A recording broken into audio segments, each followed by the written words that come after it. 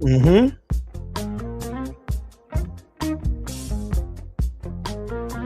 Uh-huh. Uh-huh. Uh-huh. Uh-huh. Uh-huh.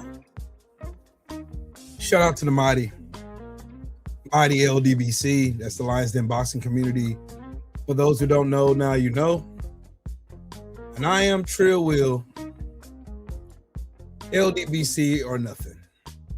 And welcome, welcome, welcome, welcome. Welcome. Join in. 3 things I ask when I go live. Number 1, make sure you are subscribed to the channel. Make sure you click the bell icon so you'll be notified whenever I create content on this channel. And number 3, donate to the channel. Your donations are greatly appreciated. And I thank you all in advance. Well, we got in the building already. It's the Vino Gotti in the building. What's up, family? Julie, good evening. How are you? My brother from another mother, Mr. Shelton. What's up, Brody? Miss Fancy in the building. What's up, Queen? Diana, how are you? My brother Snow Townsend in the building, fresh off a plane. You feel me? Miss Susie in the building. How about it? How you feel today, Miss Susie? And my brother Ratchet since 91, Simplified Double Dog. Yes, sir. Yes, sir. Mm-hmm.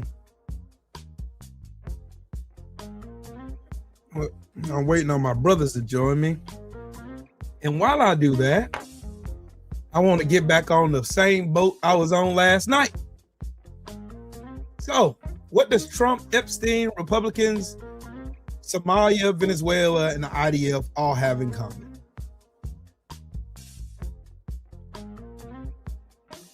What do they all have in common? I want y'all to think about that question. Detroit in the building. What's up, Brody? Hold on, y'all. I gotta take this jacket off. Hold on, dog. Hold on.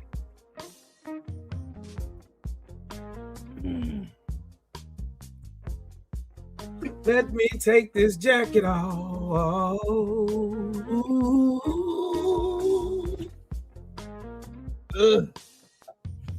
There we go. I feel better now. I feel free. I feel free. I feel free. So,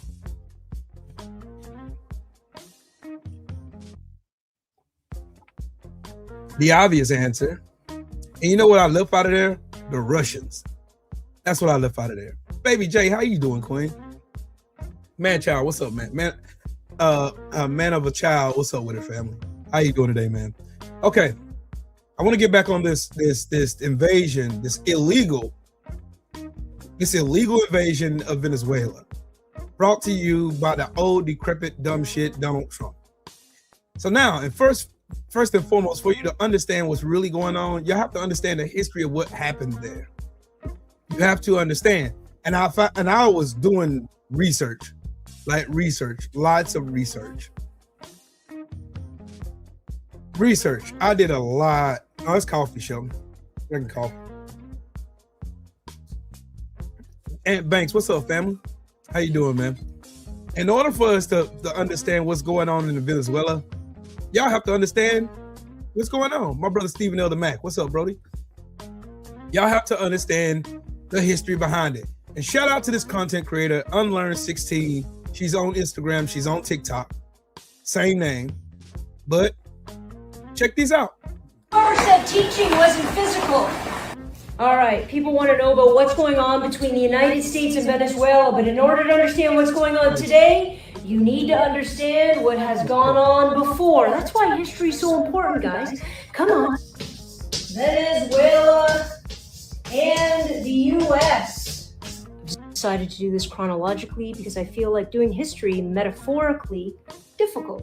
Number 1, Pre-1998. Pre-1998, Venezuela had a huge oil supply, actually, biggest in the world, and the biggest stakeholder was a U.S. company called Exxon. Why is this important? Because of their huge oil supply in Venezuela, Exxon took it over. So the vast amount of profit, the percentage of profit went to the US, and Venezuela as a country got next to nothing. And because of this, their economy started to fail. And as their economy started to fail, guess what? A dictator waiting in the wings wanted to jump in and save themselves from God knows who. Oh, from the United States. How do I get stake in oil companies who's taking over the entire world? Number 2, 1998. That's not right. I hate it when I can't write numbers properly. Hugo Chavez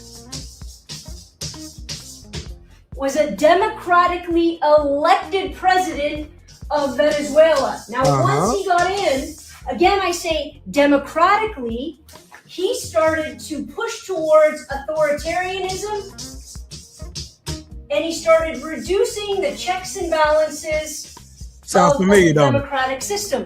Side point, does that remind you of anybody else? Yes. He also started to rewrite the Constitution to solidify his dictatorial power. Parallels are really uncanny. 2002, a woman named Maria Machado. Maria Machado, y'all know her. She won the Nobel Peace Prize. Keep that name in y'all head. Ignore how I said that, but keep that name locked in your head because she's going to be important later. Created an organization called SUMAT in order to overthrow the Chavez government. Psst, who do you think was funding her operation? You guessed it. George W. Bush, President of the United States at the time, was funding her through the National Endowment of Democracy. See? Y'all learning something? Keep paying attention. You know what? People just make up names to mean anything nowadays. So through this National Endowment for Democracy... National Endowment of Democracy is basically imperialism. It's basically imperialism. Oh, Sheldon, my camera's right here. That's why. And my computer's right here. That's why. But yeah, that's imperialism. The United States funded Machado in order to overthrow Chavez. And when it didn't work, Bush said, "Not my problem, I didn't know anything about it." And she was eliminated from all political life going forward. What's up, and then in 2002, what's up, man? Bush was a very busy guy. Number 4, in 2007, Chavez, reinvigorated with power and an authoritarian regime, decides to nationalize Venezuelan oil. That meant that Venezuela took all of Exxon's money, all their oil, and all their access to oil, and shifted the lion's share of profits back to Venezuela. Pay attention to that part. 2007, Hugo Chavez nationalized the oil in Venezuela, which is the biggest deposit of oil in the world. So they essentially they did exactly what they did in Burkina Faso. They kicked out the settlers, the colonizers. They kicked them out, and they took charge of their own money. But go ahead. And left Exxon, well, not a lot of money. P.S. Exxon then sued and won $1.4 billion in a claim. But what kind of international police force are we going to get for Venezuela to be forced to pay Exxon? None. Right. After that huge shift of economic power, Venezuelan oil dropped from 3 million barrels a day way down to 700,000 barrels a day due to corruption and, let's be honest, informal sanctions put on them by the United States because they just stole a bunch of their money from corporations. Stole might be a U.S. word, considering the oil was on Venezuelan land. And facts. Venezuela didn't steal nothing. Venezuela did not steal nothing. The U.S. stole their oil. Stole it. Considered a Venezuelan resource, but who's counting? The U.S. really does imperialism out of 10, don't they? Ooh, new chalk. Number 5, a guy named Madero used to be the VP of Chavez, takes over, and he starts building an even stronger authoritarian government. I forgot the year, 2013. Obama calls the drug cartel and this particular regime a threat to democracy and national security of the United States. That's then followed by Trump putting on economic sanctions in 2017. Are you with me so far? This is about to get interesting. Interesting, yep. I mean even more corrupt. 2025. I brought you right up to the present. Maria Machado, remember I told you to remember that name, wins the Nobel Peace Prize. And who does she dedicate it to? None other than Donald Trump. And it's at this point that Donald Trump begins attacking boats, Venezuelan boats, calling them drug cartels, talking about revitalizing and restoring democracy to Venezuela, and talking about how they're a threat to national security. And guess what? The U.S. got to go in and save some people. Oh, and P.S. Donald Trump wants his oil back. It's the ending that's really going to get you. The big question about why Donald Trump is doing this is why, and I think the answer is going to surprise you a little bit. Number one, he is going to claim that he is going to liberate Venezuela. Guys, always be careful when the United States of America liberates anything, because usually it means they're going to take it. And all right, let's pause there. Let's go back.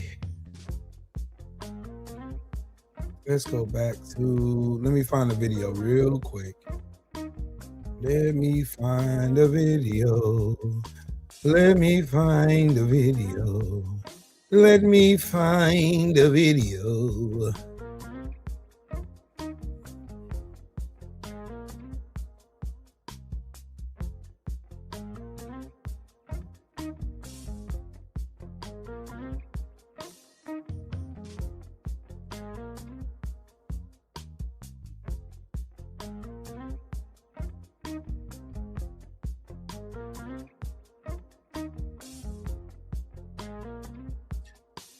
I'll let her video finish out. Then, yeah. He's going to install Maria as the president, formally excommunicated from all political life, but she's going to serve a purpose. Number two, Machado will then give oil rights back to, you guessed it, Exxon. 80% goes to them, 20% back to Venezuela. Everybody's happy and a new power is installed, but that's not the only reason this is happening. Right. This last one's going to blow you away. Number three. Is it about oil? Absolutely. They want control of the world's biggest oil supply, but that's not the full answer. What the question to everybody in the chat.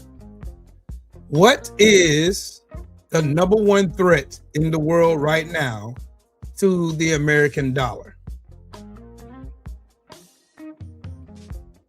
I'm gonna see what y'all, see if y'all been studying. Chosen one, how you doing, Queen? What is the biggest threat to the US dollar in international trade? There you go. There you go. There you go. The real answer is US currency rates. Follow along, this gets tricky. Oil has always been traded in US dollars, called petrol. And what that has served the United States in doing is solidifying, is stabilizing, is increasing US dollars. Because if anybody wants to buy oil anywhere in the world, they have to use US currency. It artificially inflates the price of the US dollar and stabilizes the US economy. This is the real problem. Because what Trump and the United States is really afraid of are BRICS nations. What are they? They are nations, they are countries that have gotten together and are starting to trade without the United States, especially oil, and not use the US currency as their trading denomination. And that is going to possibly submarine the US economy. So is it about oil? Sure, but what really it's about is about the United States being able to control the entire market of trade when it comes to oil, thus inflating and propping up the US economy. So when somebody says, is it about the oil? Say sure, but that's just a vehicle for them to control everything else. Factuals. Coach, my brother in the building. What's happening, Brody? Peace, my brother. Trill Will. Brother, just keep on teaching. I came to get a lesson as well before we start building. Okie dokie. And then, in case y'all want to know who is Maria Machado? Y'all know who Maria Machado is? Don't worry, I'm going to show you. Don't worry, I'm going to show you. This is Maria Machado. Listen. Forget about Saudi Arabia. Forget about the Saudis. I mean, we have more oil. I mean, infinite potential. And we're going to open markets. We're going to kick off the government from the oil sector. We are going to privatize all our industry. Venezuela has huge resources: oil, gas, minerals, land, technology. And as you said before, we have a strategic location, hours from the United States. So we're going to do this right. We know what we have to do. And American companies are in, super strategic position to invest. This country, Venezuela, is going to be the brightest opportunity for investment of American companies, of good people that are going to make a lot of money. That is an oxymoron in itself, saying good people making a lot of money. That is an oxymoron in itself. So what does Trump think about Maria Machado? What does she think about Maria? What does he think about Maria Machado? Let's see. Let's hear it from him. Let's hear it from the diaper-stained dipshit himself, Donald Trump. Come on up, Donald Trump. Location of opposition leader Machado, and have you been in contact with her? No, we haven't. Mr. President. Mr. President, on Monday. I think it'd be very tough for her to be the leader. She doesn't have the support within or the respect within the country. She's a very nice woman, but she doesn't have the respect. How does he know? You heard what he said? She does not have the respect of her people like he knows. Yeah, she doesn't have the respect of her people. So what else is next? What else? I don't know if they took that video down. They might have took that video down.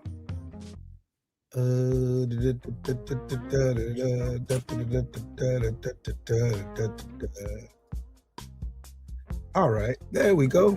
Found it. I found it. Here's what's next, ladies and gentlemen. Here's what's next. Y'all remember on Christmas Day, Donald Trump and Pete Kegsbreath launched some missiles over Nigeria. Well, let's hear why they really did it. Because behind Trump is a scam. Bombing Nigeria. So in May of 2023, Nigeria opens the $20 billion Dangote refinery, the largest oil refinery in Africa. In September of last year, Nigeria stops importing refined oil from us, the United States. The result, $3 billion in annual U.S. refined petroleum exports gone. Then starting around May 2024, Nigeria repeatedly votes at the UN in favor of Palestine's bid for full membership, fighting with the global South and breaking with U.S. and Israeli positions. Throughout 2024, Nigeria deepened economic cooperation with China, including multiple lithium and rare earth agreements with Chinese companies. China now controls critical mineral access in the world's 6th most populous nation, Africa's most populous nation. Also, throughout 2024, Nigeria expanded its currency swap agreement with China. Foreign trade began to increasingly be conducted in yuan and naira instead of US dollars. This part's crucial. When countries stop using US dollars, the US doesn't just lose trade revenue, it loses leverage. And then this year, starting in January of 2025, Nigeria is admitted to BRICS as a partner country, aligning economically with China, Russia, all the countries building alternatives to US financial dominance. And then 2 months ago, in October of 2025, Russia and Nigeria signed and renewed nuclear project development agreements, giving Russia a foothold in Nigeria's energy infrastructure. And then in that very month, completely unrelated, of course, the story becomes about Christian genocide. The US designates Nigeria as a country of particular concern for religious freedom. Politicians like Ted Cruz are throwing around a made-up, arbitrary 50,000 deaths number. This is completely made up. And so 3 weeks after the Russia deal, Trump threatens Nigeria with military action. Then, of course, yesterday on December 25th, Trump decided to give Nigeria. Naturally, we bombed the Sokoto state in the northwestern region of Nigeria, a region that's 95% Muslim. But that's fine because the Christian persecution that Trump is talking about, that's happening in the Middle Belt, which is only about 500 miles away. For reference, I'm currently sitting right outside of Philadelphia, and 500 miles from here would be Toronto, Canada. Listen, when you're liberating people, geography is not important. It's the thought that counts. Because on the same day we dropped those freedom bombs, 15 Nigerian Muslims were killed in a mosque bombing in northeastern Nigeria. Notice anything? It's like your landlord discovering lease violations the same week you tell them you're moving out. Or suddenly remembering your ex still has your old broken iPod the moment she starts dating someone new. Nigeria is Africa's largest economy. For decades, Western countries, France, Britain, America, have treated Africa like an ATM machine, Nigeria included. Resources out, profits back to Paris, London, the US. That's how it always worked. But something's changing. France got kicked out of Mali, then Burkina Faso, and then Niger. In August of 2024, America pulled its own bases out of Niger. Bases it claimed was there to monitor extremism, but in reality was only there to maintain a military presence in the resource-rich Sahel. China's offering infrastructure deals without any regime change strings attached. They joined BRICS. They opened their own refinery so they wouldn't depend on our oil anymore. Nigeria's trying to stand up after 500 years of exploitation. And that's the actual threat. Not ISIS, not Christian persecution. The threat is, what happens when the world's most resource-rich continent stops asking Washington for permission? So we dust off the playbook, find a humanitarian crisis, real or exaggerated, amp it up through friendly politicians, cable news, celebrities, and if they don't fall in line, the message is clear. You can have independence or you can have peace, but you can't have both. The mainstream media isn't asking these questions because the answers make America look like exactly what Nigeria says we are, not the world's protector, the world's extortionist. Bow! Yikes on bikes. Ladies and gentlemen, yikes on bikes. Y'all see the play? We use a humanitarian effort. Oh, Christians are dying. 50,000 Christians were slaughtered in Nigeria. Oh, God. Drop bombs on them. Oh. Y'all see the play? It's the same play they ran in Venezuela. Same play. Bro, I don't think they care. I think the American people are a bunch of hypocrites. I mean, we saw what happened in Libya. We saw what happened in Afghanistan. We saw what happened in Iraq. Right. People cannot act like they don't remember the weapons of mass destruction play. Like they don't remember the Gaddafi play. And now we're here and it looks like the same play is about to be done and you all don't really give a damn. Nope. What I have realized, and it's sad to say because you and I spoke briefly about this the other day, and you said it pains me to be right. It pains me to tell the people that these are the things that's going to happen, and sometimes the people are so racist or so contentious, you can't wake them up. They don't want to hear the truth, and when it happens, they say, they give it a pass. But then when it's your sons and daughters being pulled into the armed forces, True Will has said he already served his time. I have served my time. Freedom's March has served his time. We've already been in the armed forces, put in 10, 15, 20 years. So we can sit back and really say nothing. But we come on here, we come on these airwaves to bring truth, and you call us names. You're hateful. You don't want to hear it. But brother, you know, I'm looking at this thing and I want to ask you, how does it really feel that everything that you've been speaking on the last year is coming to pass? What's going through your mind right now? How can nobody not see exactly what I'm showing you? And I understand that we're in an era now, people are more lazy. They're more lazy now. Everybody has access to a computer or some sort of a computer. You have a super phone in your hand, which you're watching this live stream on. You have a tablet in your house. You have a desktop. You have a laptop. You have access to the same information that I found. But yet you still won't look for the information. It's right there in your face. You won't look for it. Every single time I've opened my mouth to tell you something was going to happen, I have not missed yet. I have not missed yet. I haven't missed one time. Y'all name one thing I said that didn't come to pass. Name one. That's the wild part. Coach, that's the wild part. And you want to know something? Our ancestors have been doing this shit before there was even a trill wheel thought about. Come on. They've been telling you. Big Mama and them been telling you. Y'all keep trusting the snake. And the snake keep doing the same old thing. Yep. And America is that big king cobra. Wait in the wings for them to do just exactly what they've been doing. Disrupting governments, corrupting administrations, taking down political leaders who stand a threat against American imperialism, because it's not democracy. It's their form of democracy is complete utter takeover of everybody's land, their materials, their raw resources, and the whole nine. This is what it was. This is what it's always have been. Trump even came out and told y'all why they went to Venezuela, why they kidnapped the president. Come on. Why they kidnapped his wife. Why they did that.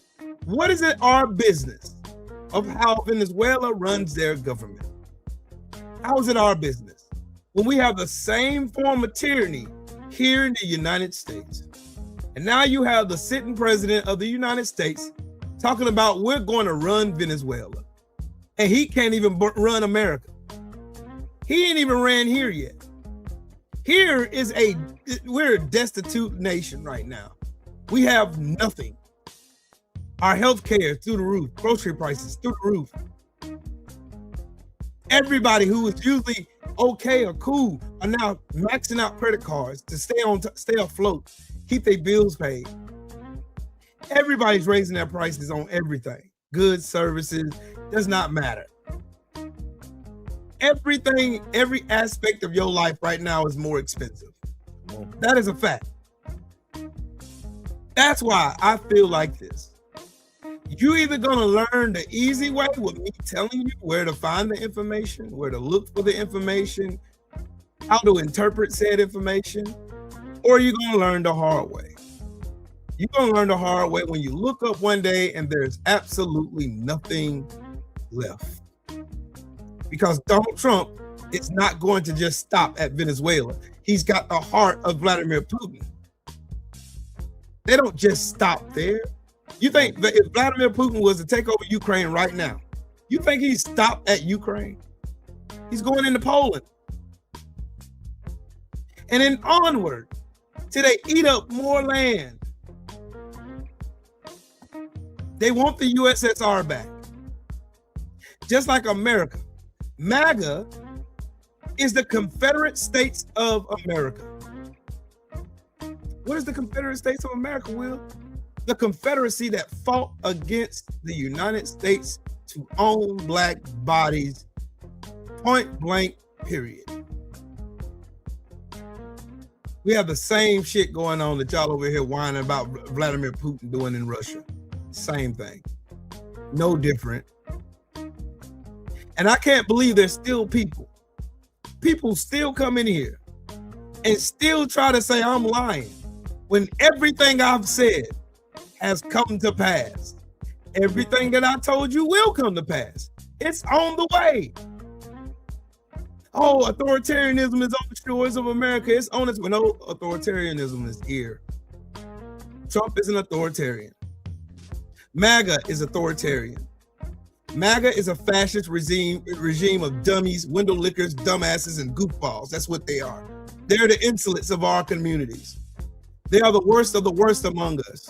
And they show you every single day. And y'all keep voting for the same Republicans that keep stealing all your money and telling you to blame the Somalians, to blame the Mexicans, to blame the black folks, to blame everybody but them stealing money from you. Sure will. sometimes the people like to act like they have amnesia. So I want to do something with you, brother, so we can make it so plain that a fourth grader would understand. Mm-hmm. Sure will. When was your father born? 1953. My parents were born in the 60s. True Will's pops was born in the 50s, right? Now, I say that so you all know we're not talking about something 200 years ago. I want to ask the American people something, because I see a lot of people on social media saying, well, they were under a dictatorship. There was so much oppression going on. So I want to ask you all this. What would you all want if another country sent their military in and snatched up a president during Jim Crow, under the guise that there was oppression, under the guise that, well, we see the black people in the South are being lynched, are being unalived, are being raped? What would the American people think should happen if another country's military came into this sovereign nation and kidnapped the president, kidnapped John F. Kennedy, or kidnapped Lyndon B. Johnson when the cities all over America were burning down? Right. The American people will be asking for an all-out war. But you all expect everybody else to let our country do what they want to do, police people how they want to police it, and nothing's going to happen. So this is what I will say to you. First off, you all are hypocrites. And it's cool. Kevin Dolan, you say President King Trump 2028, cool. So listen, this is what I want you to do, because I've served my time. Proudly. When the shit hits the fan, I want you to make sure you are the first one in line for the draft. I want you to make sure that you send your daughters and your sons there first, so you can defend this nation the way you claim you love it so much. See, I already know a lot of you are couch potato, Cheeto puff eating cowards that you feel comfort. You feel like a badass because you support the actions of everything that Trump does. You are not a patriot.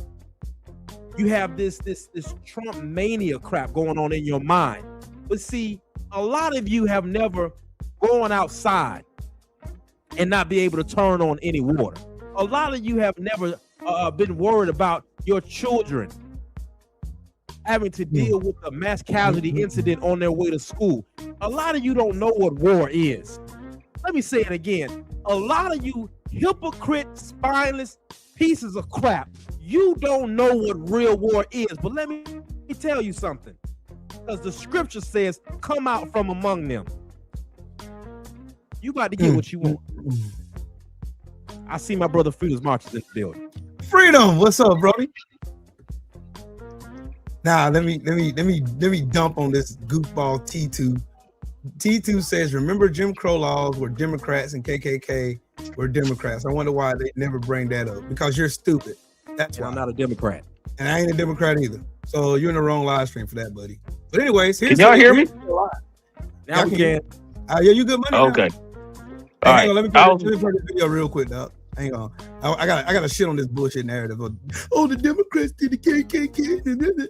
Whenever I see or hear this comment, I know I'm about to have a really sad-ass conversation. But lucky for all of you that many of us stayed in school and continued learning even after the lessons on shapes and colors. Now, many people like to say that between the formation of the KKK and now that the political parties switched platforms. That's not entirely accurate. It would be more accurate to say that prominent politicians switched parties and brought their voting bases with them. Let me introduce you to unapologetic racist Strom Thurmond. Let's rewind to the year 1948. Strom Thurmond is from South Carolina.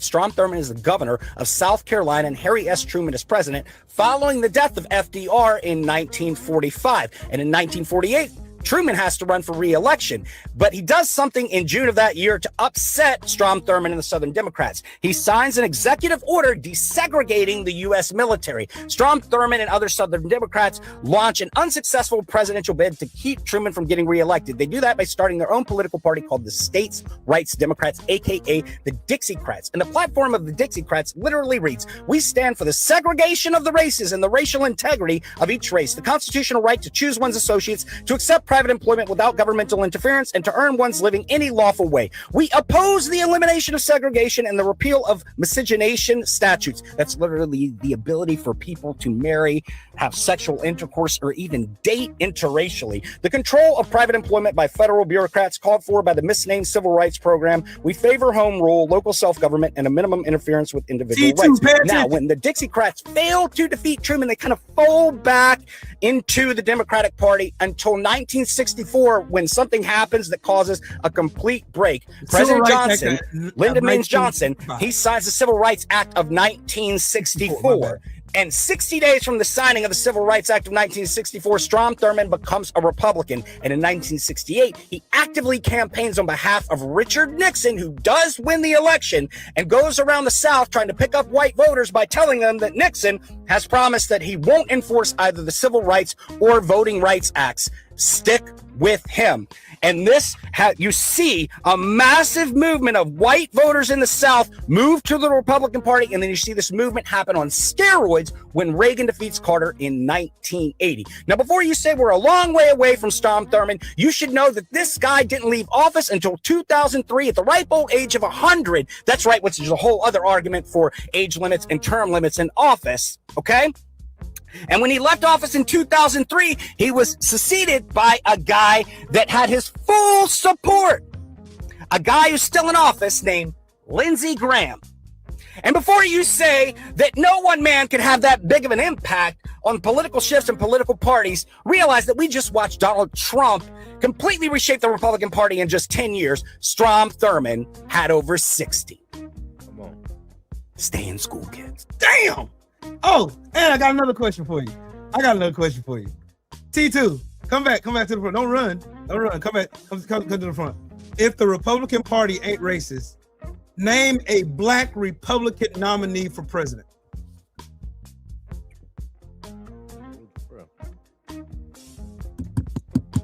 This thing on? This freedom? Did y'all hear the question? Ain't one. Coach, did you hear my question? I'm Name one black presidential candidate that has made it all the way to the main card in the Republican Party. As a matter of fact, name one card where the Republican Party of today voted overwhelmingly for the black candidate. It's a figment of our imagination. Racism isn't real. It ain't real. It's orchestrated racism, yo. Jim Crow didn't happen. Let me explain racism in America. I want to explain racism. Look at this fool. He said Tim Scott. Tim Scott didn't even make it past the primary. He said, "What the fuck are you talking about?" Man, that's crazy. Tim Scott. Go ahead, Freedom. I'm sorry, bro. So these people are fucking idiots. Racism in this country is baked in. And it's orchestrated and perpetuated by the system because they need it to control us, right? So if we're focused on the hate, right? If white folks are focused on hating black folks, it keeps them in the position they need to be in. It keeps us down, it keeps us low, and it keeps this racist white folks low, right?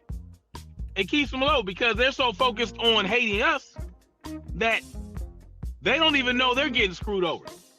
They don't even know it because they're too busy looking at us like every time we try to excel or try to come up, oh, well, we can't have that. We can't have these Negroes out here doing good.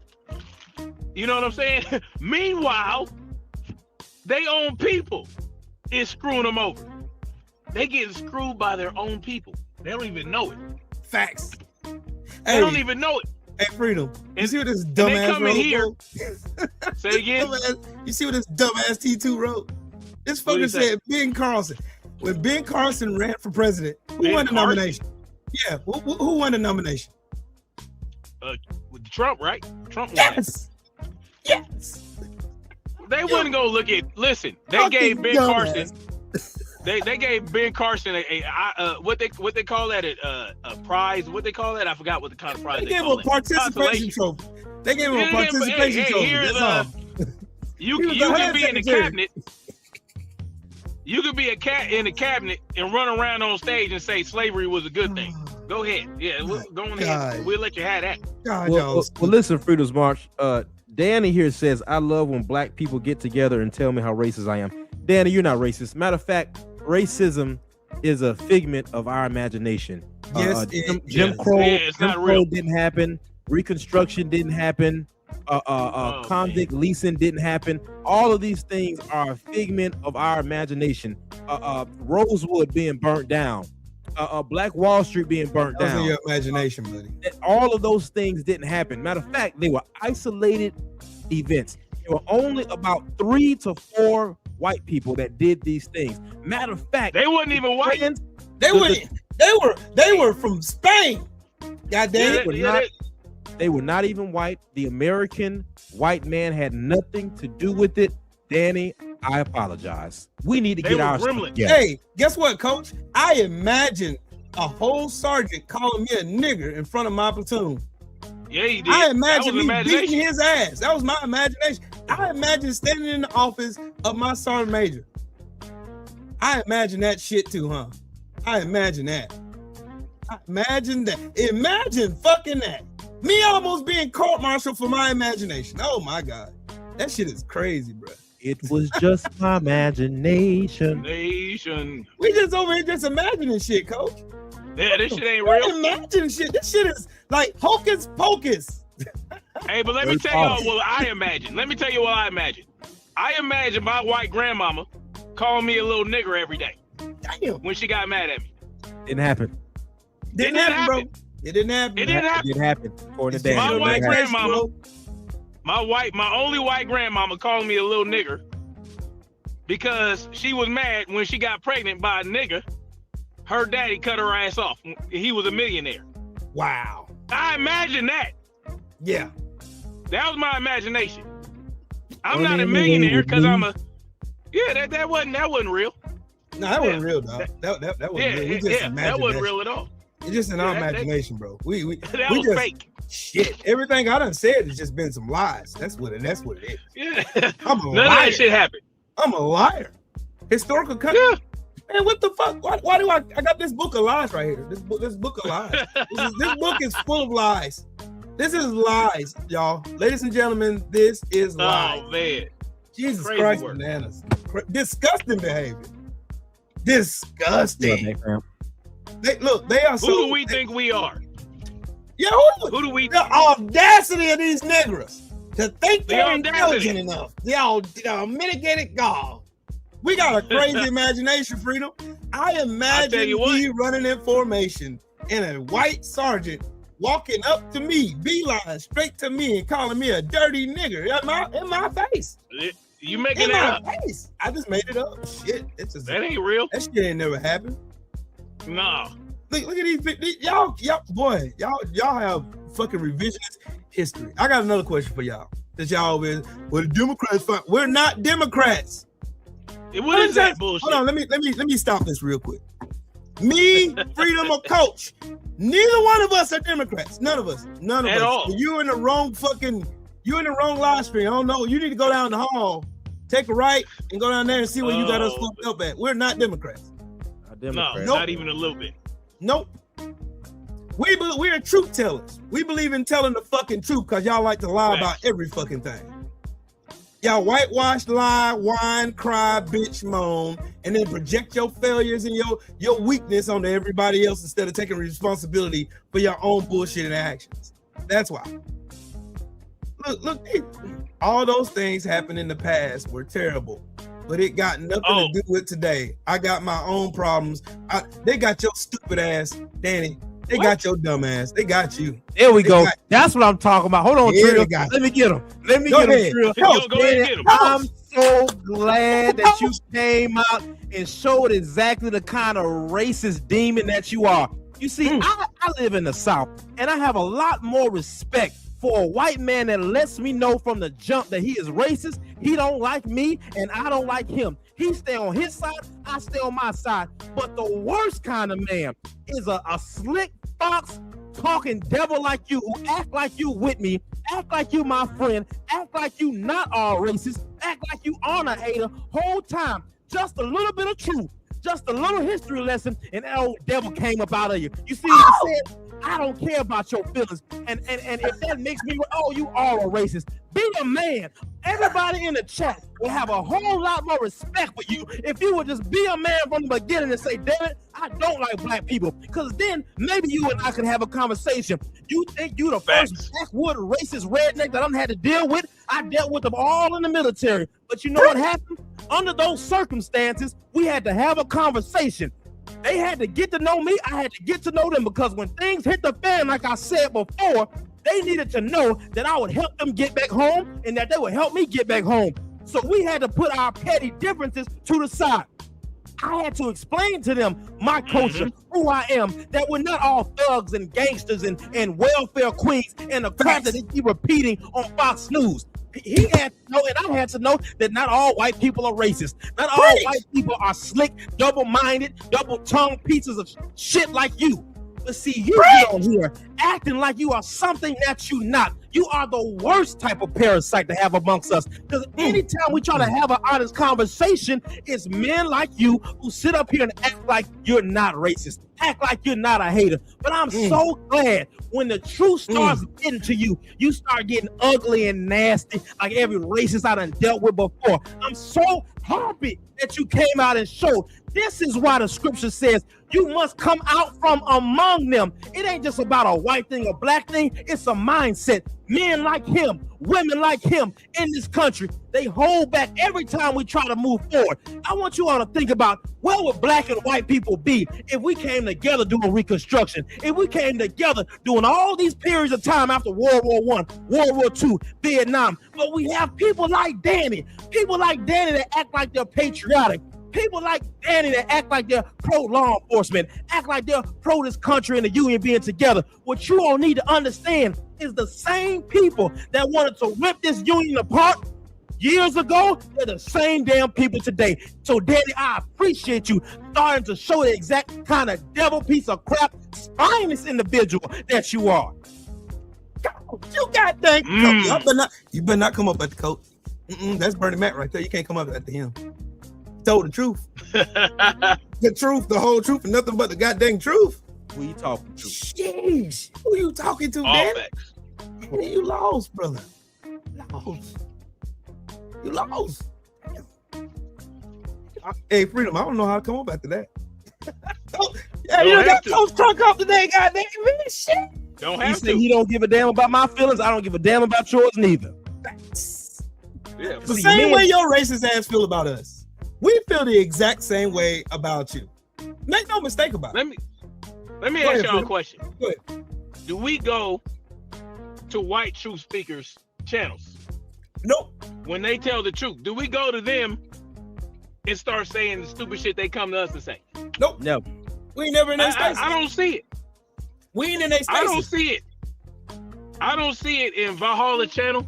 I don't see it on goddamn Paramount Tactical. Nope. None of these cats. You don't see this. Why y'all got to come over here? We trying to tell the truth and expose the nonsense and the lies. But you got to come over here and talk about how racist you're not or how racist we are, when we're pointing out the bullshit that your fearless leader is doing. Facts. The guy that you follow and swallow every day. You know what I'm saying? But y'all get mad at us. No, you need to get mad at yourself because you let this man pull the wool over your eyes. You know what I'm saying? So don't get mad at us. Go talk to Trump about that. Hell yeah. Don't worry, Danny. Danny, pay attention. Danny, pay attention. Yeah. Back to the funeral home, about 3 blocks away, an older. The lady, the queen that's in this video, that's Mamie Till Mobley. If you don't know who she is, Google her. Met me that nearly knocked me out. I said, what on earth in the world is that? it was Emmett's body. That's how the smell was so strong until it covered a 2 or 3 block area. Wow. I ain't even gonna show all this because y'all gonna piss me off today. I ain't even gonna show all. That's Miss Mamie Till Mobley. Miss Mamie Till is Emmett Till's mother. Now, if slavery was so long ago, how did you get a more modernized production of Miss Mamie Till telling her account of how she first seen her son, who was killed by 2 white racist pieces of shit and thrown into a river? And she had an open casket, so you devils can see exactly what type of demons you are. And look, these people come in saying stupid shit like Trump derangement syndrome. Do you know what derangement means? Do y'all even understand what the word derangement means? Deranged means that you still love or have an affection for something, even though it doesn't love you back. Even though it's textbook narcissism. You motherfuckers love Trump despite the fact that he molests kids. You love Trump despite the fact that he done wrecked the economy in less than a year. You love Trump despite the fact that he's enriched himself and you're even broker. You love Trump despite the fact that he calls y'all stupid, weak, mindless, call you goofy, you're dumb. Y'all still love him. That's derangement, dumbass. That is derangement. I don't like right Trump. I don't like Trump. I hate that bitch ass nigga. I can't wait till I read his obituary. I'm gonna tap dance when I'm gonna shuck and jive the day that he motherfucking kicked the bucket up out of here. I'm gonna laugh a laugh I've never laughed in my entire life because he, of all people, deserves that bullshit. This shit right here, y'all people, y'all have no kind of idea. You have no idea of what words mean. Derangement? And you still supporting Trump after he kidnapped the fucking president of a foreign country. After the fact of him killing over 100 people illegally. With no Congress approval, none of that. Right. Hey, Freedom, I got a question for all these goofballs that are stupid in the chat. All right. So y'all are telling me it is okay for the Taliban to fly over America, bomb the White House, kidnap the president, and hold him hostage along with his wife, and nothing happens after that. So they can come in and then take over the United States of America. Y'all telling me y'all are okay with that? They better be okay with it. What if China does it? Let China come up in here and do that. Let China do it. Nobody's been kidnapped. Where's Maduro then? Where's Maduro? Yeah, what happened to Maduro? Yeah. Let me ask y'all a question. Does the president of the United States have the authority to send anybody to another nation to arrest anybody? Without congressional approval. Not just without congressional approval, but without consulting with and having approval from that country. That country's government. Do we have an extradition treaty with Venezuela? I don't think we do. We don't. We don't have an extradition treaty with. So not only are we violating international and United States laws, but we are violating the laws of Venezuela. And by all rights, Venezuela has the right to have Donald Trump arrested and Pete Hegseth and all those Delta Force members, because they got to pay for it too. See, we all. You went out.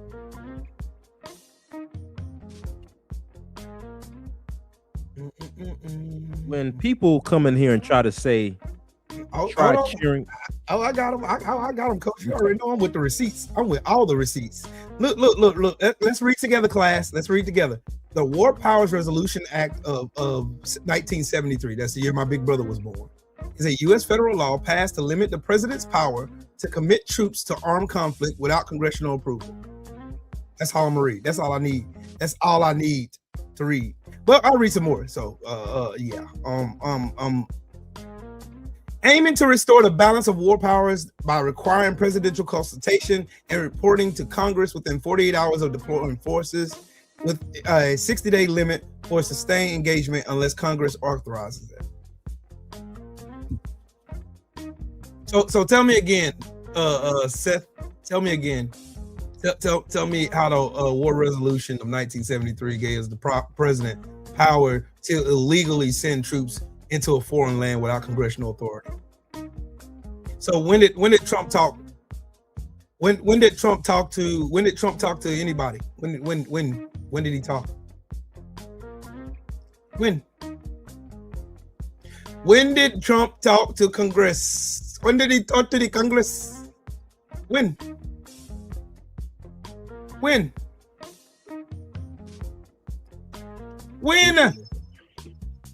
When did Trump talk to Congress? He didn't. An arrest warrant. They don't have no jurisdiction in fucking Venezuela, dude. The fuck is wrong with you? At all. Do you know how international law works? America don't run the world. No. The world is not beholden to American law. Just like we're not beholden to anybody else's laws. That's stupid. That's stupid, guys. Use your head. Use your brain, okay? Use your brain. Can y'all hear me? Yeah, you good, Coach. I can hear you. All right, for sure. I'm on the road. Go ahead. Go ahead, keep cooking, bro. Right now. Keep cooking, bro.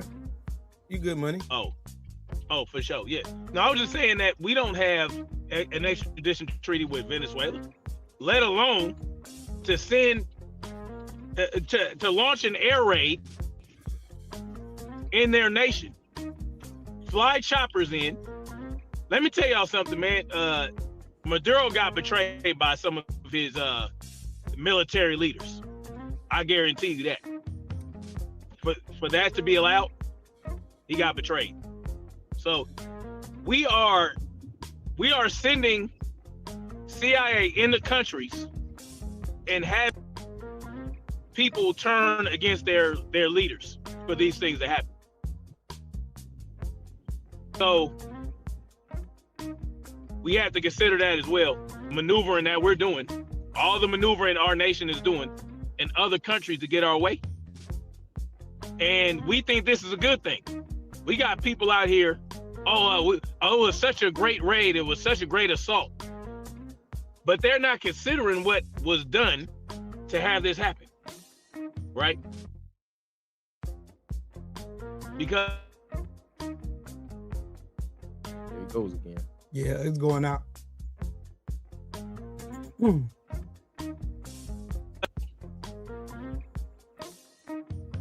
Oh, good times. Good. I'm glad you asked that question. Good times. Is there not a warrant out on Benjamin Netanyahu's head right now? So why hasn't America arrested Benjamin Netanyahu for war crimes? So answer that one there, Chief. Double-minded, double-tongued. Yep.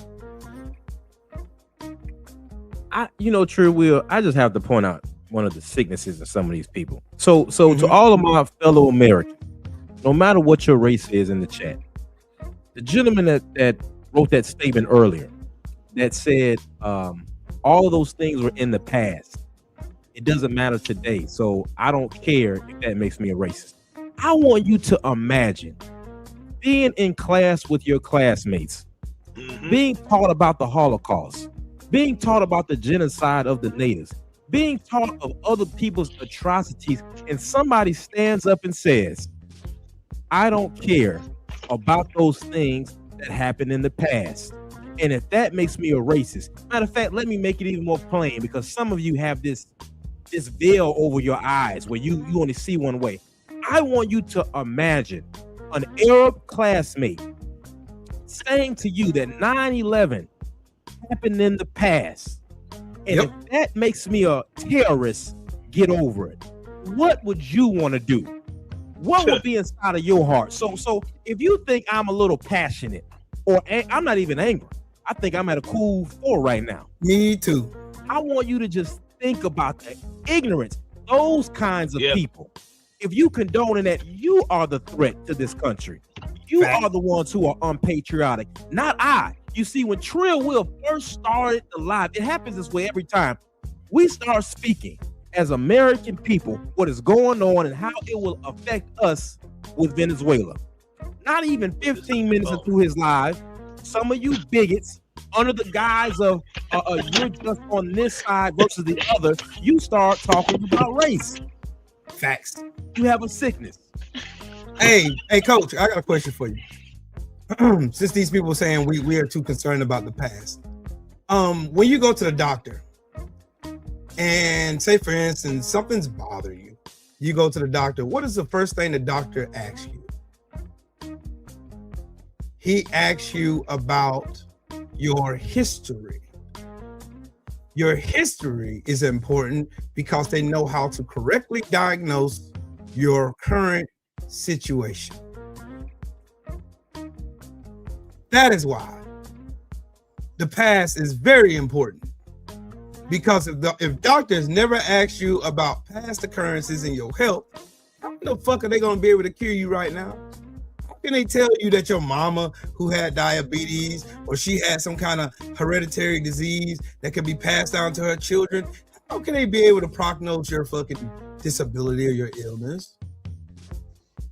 Because this country was built on race. It was prioritized on a hierarchy. Yep. You got the elites, you got the poor white trash whites, and you got everybody else. And those poor white trash whites, like you, y'all don't get no access to the elite club. You're in the same shit house as every single one of us. All you got was a token. They gave you a little clip and told you, hey, at least you're not one of them. At the same time, you still one of them. Yep. All you got was a fucking little shiny little tool that they gave you called race immorality. And all you did was carried out every single atrocity at the behest of the elite class in this country because they told your stupid ass that you were better than those niggers. You were better than those Mexicans. You're better than those Arabs. You're better than the Irish. You're better than everybody else. My bad. You got nothing. You're good, bro. You good, bro. You fine. I'm on the road right now, so. No, bro, we understand. You good. You good money, bro. What did y'all win, MAGA? Since y'all ain't here defending these goofballs, what did y'all get? What did you get? They got to own the lives. That's all they cared about. And what does owning the lives entail? What do you actually own? These motherfuckers will cut off their nose to spite their own faces. It's idiocracy at its finest. And I just want to address that dude Good Time. Yeah. You know, want to come with the reverse racism scheme and all that there, right? Name one time in history that black people have done to y'all what y'all have done to us. Name the time in history when we did to y'all what y'all did to us. They can't. They'll never find it. Y'all always want to talk about, oh, black racism. Then y'all tell us it don't exist. And at the same time, you want to say that we doing to y'all what y'all doing to us. Hey, Coach, I guess it's my turn now. Man, hey, it's my turn. Good times. You want to talk about hate? Let's talk about hate then. People like you hate us so much that you sold our kids. People like you hated us so much that y'all lynched our bodies while surrounded by thousands of people that look just like you, smiling and grinning. You hated us so much. You watched us build communities after y'all bullshitted and told us, oh, blacks, y'all need to pick yourselves up by your bootstraps. So we built Black Wall Street. What did you do there? You dropped bombs on them, killed everybody there, ran them out of their houses, stole all their property. Oh, what did you do in Ocoee, Florida, Rosewood, Florida, the Red Summer? What did you do? Seneca Park. What did you do? What did you do? You buried Oscarville underwater. What did you do? Your ancestors did it. And you profit from it right now. Right now. Now, nobody on this panel even uttered the words, I hate white people. We didn't, because we don't talk like that. Exactly. I hate racists. There's a staunch difference between what I said and what you believe. I hate racist motherfuckers like you.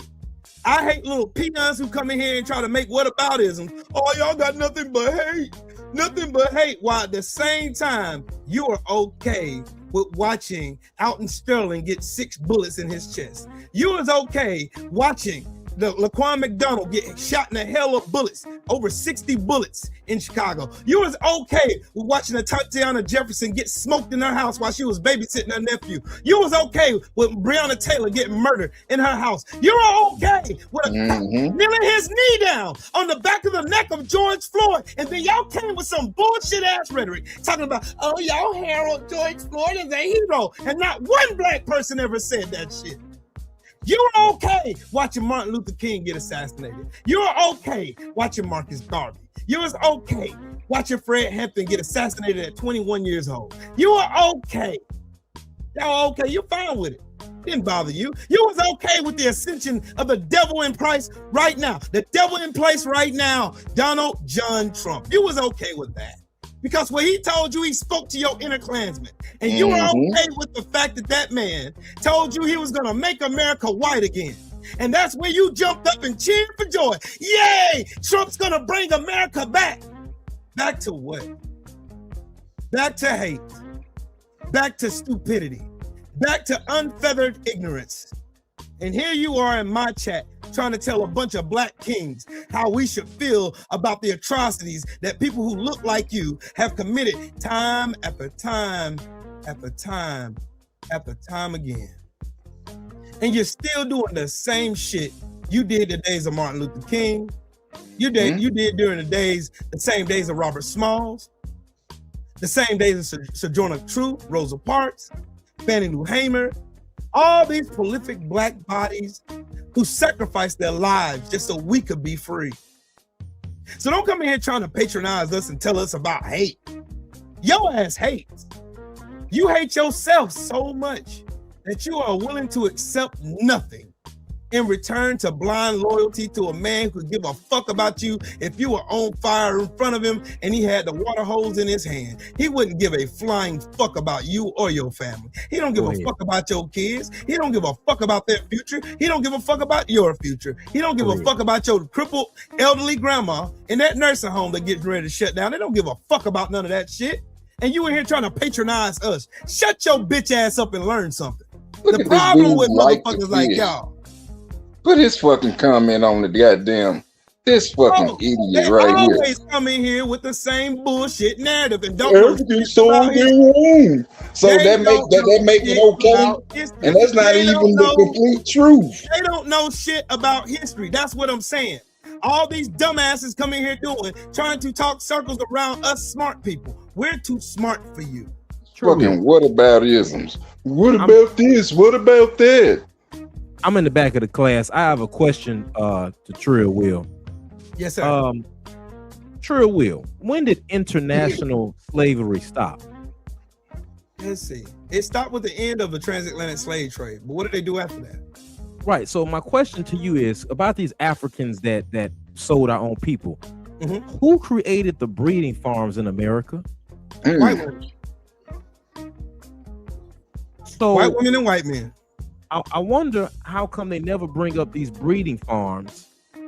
That is one of the worst atrocities you can put on another human being, sometimes forcing a woman's son, putting a brown paper bag over his face, forcing him to have sex with his mother and keep reproducing slave boys and girls. Hey, you have fun, okay? Be good. Right, because that actually happened.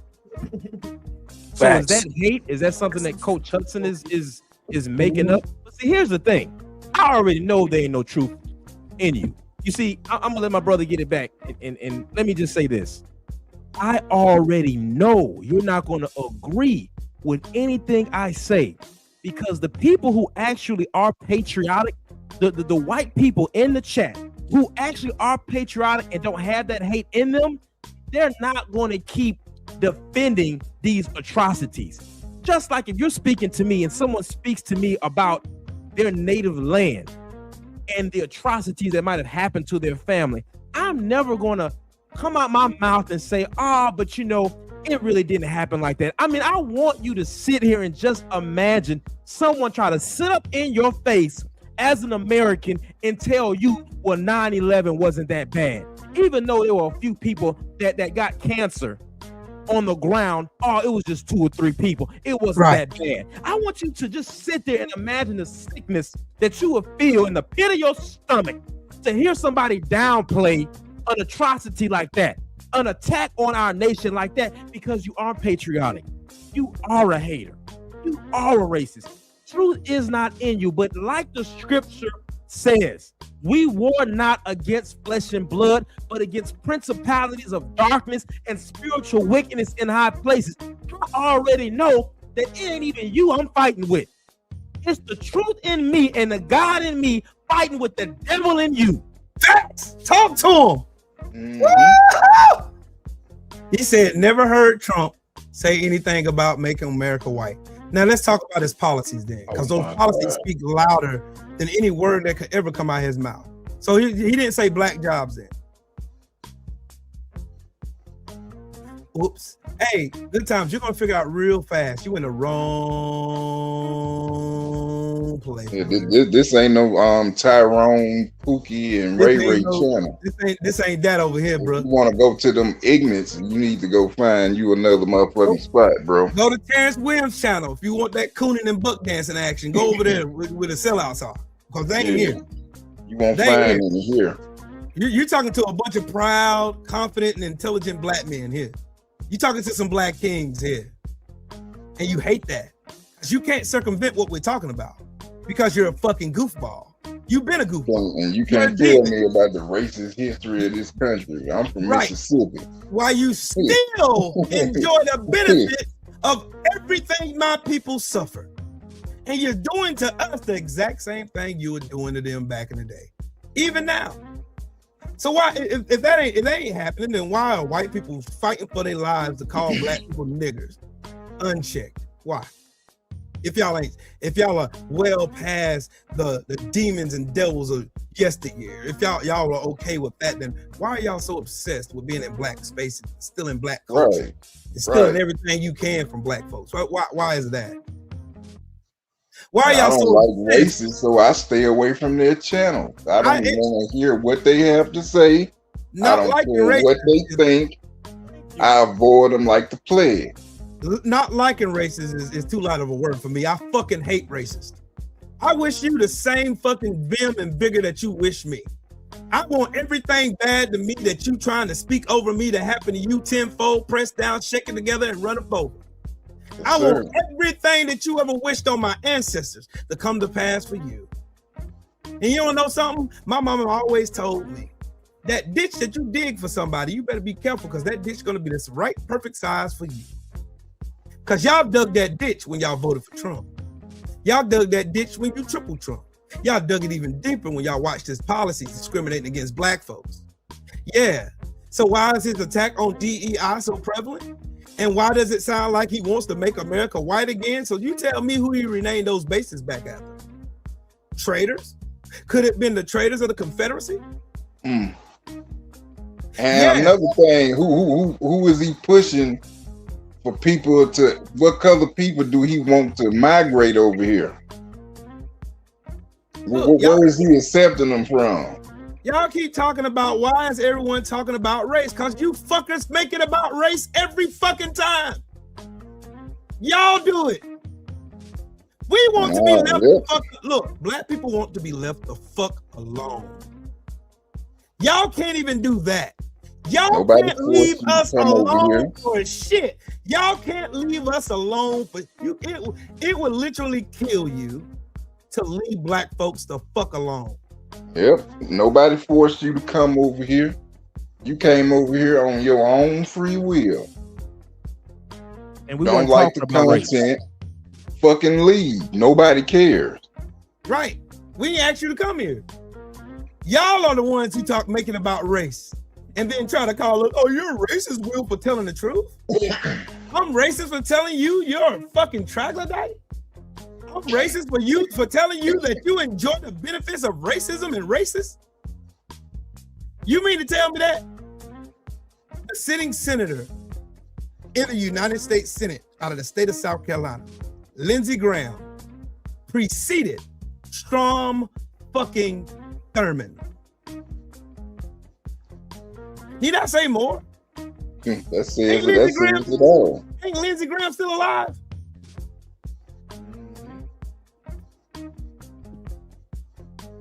Every time we made our own communities, every time we made our own businesses, every time we created our own schools, every time we created our own churches, here y'all come.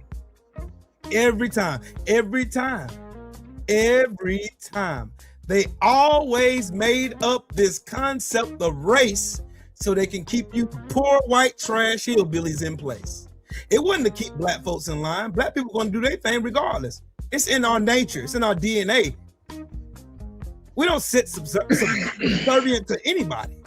That's the reason why we freed ourselves, and y'all told the lie that somehow some white man who was benefiting off slavery suddenly had a change of heart and freed black folks. You're a goddamn lie. Take your time. You're a bold-faced sharecropping was just lie. as bad as slavery. You are a bold-faced fucking lie. You are a bold-faced lie, and you know it. Because if y'all didn't fight this war over race, then where did Jim Crow come from? Why did you interrupt the Reconstruction period? Why did y'all want black people to get their just due during Reconstruction? Why was there black codes? Why was there the vagrancy laws? Why was it convict leasing? Why is there the 13th Amendment that still legalizes slavery to this day? Now you tell me, please, since black people are the ones bringing up race all the goddamn time, tell me that. I really want to know. I got 3 kings up here that we really want to know the answer to your question. Because y'all motherfuckers love making shit about race, then hiding your hands when we confront you about the very racist thing you're talking about. Right. Chain. Who, me? Look at this motherfucker here. Using God's name in vain, you're evil. Idolizing the orange devil is evil. It's your, not your. Okay. Your is fucking you up. That irritates me so fucking bad when people spell your like your. That really fucking annoys me. That your be fucking them up every time. Your and your Every just time. like there and there. Tell me you a dumbass hillbilly without telling me you a dumbass hillbilly. You're using God's name in vain. I tell you what, Hey, you look better here. stop that posh bucket. Hey, look here, Coach Hudson. You think you're a smart nigger, don't you? Are you, don't you? You went to the white man's school, Oh, didn't you you? think you're a smart nigger, don't you? You think you smart. You're in that Freedom's March. Y'all think y'all smart, dadgum. You're in that Trill Will. Y'all think you're a smart. Well, dadgum, I graduated from 4th grade, by God, at 23 years old. I'm smarter than any one of you colors on that stage over there. All right. Don't like what's going on here. You always can leave. I tell you what. Right. Y'all come around here and get cooked every fucking day. Every time. And then just keep coming back. Keep coming back. Y'all like the abuse, you fucking cooks. They can't live without us. They can't. Watch this, Will. Listen, everybody. I want to tell the bigots a secret. When I used to brief colonels, chiefs, and I started briefing congressmen on certain things in the military before I retired, you know what I found out? They don't like you either. Nope. Yeah, the people you all go out your way to hate on your fellow brother and sister for their culture, for the race of for their race and the color of their skin. Guess what? The people you're defending, they don't like you. They want to get as far from you as possible. You know how I know? They told me. Right. So I started doing some research. If you all go look at Trump in the 90s, he was nowhere around no poor white folk. He hated y'all. His family thought you all were beneath them. But you make it don't plain. care. Make it plain. You all don't care. So you all are in here. For those of you who are saying, well, you're making it about race, this live started about Venezuela and how it's going to affect Americans. But this is what I noticed. Every time Trill Will goes live, every time Freedom's March goes live, somehow, some way, bigots find their way into the chat We have a good little melting pot going on at first. You got black folks talking about what they're going through. You got white folks talking about what they're going through. You got the Latina community coming in the chat, and then here y'all come. Y'all know the majority of people are tired of y'all. Exactly. Damn. That hurt, Coach. Let that sizzle in your spirit. I heard that spirit, dog. Cold-blooded. God dang, Coach, you had to fry them like that. They don't like y'all. Y'all are fucking cannon fodder to them. Right. You're expendable. They don't like y'all. Y'all ain't shit. Damn, Coach. You're a buffer. You are nothing but a buffer between them and the middle class. That's it. You're just a buffer. You're the guard dog. You're that little raggedy ass mangy mutt out front of their house barking at anything that looks like me. You ain't got shit. Nothing. Dumb to see this shit. You still outside. Shout out to Nala8697 in the super chat. He said, keep cooking, bro. Salute to the panel. Salute to you, King. Salute. What's going on with it, Nala86? The problem with these troglodytes is they live in imagination world. And in their imagination world, they think they're way up here. And in reality, they're in the same mess we're all in. They're right there. They're right there. They still live in a trailer park, like they Pall Mall cigarette up and drink that natty ice. Hating on black people they done seen drive around in a nice Charger, they Challenger, they Lexus, or they Mercedes. I wonder how that nigger got that car over there. Probably sells dope. Not knowing that all my life, and all I got is this F-150. I've been over here for 23 years working and slaving over here at Milliken, and all I got to show for it is this single wide trailer and this Ford F-150 truck over there. God damn it! I don't know how you niggers got all that money. That's them, bro. That's them for real, bro. That is them in real time. That is how they are. Professional athlete. Yeah, he must play basketball over there with Michael Jordan over there. He got a bald head just like that colored fella too, buddy. All these fake Obamas up here. See, they did, bro. Ain't it wild, Coach? That look, they keep coming here trying to talk. Like I want to ask another question. Here's a real question.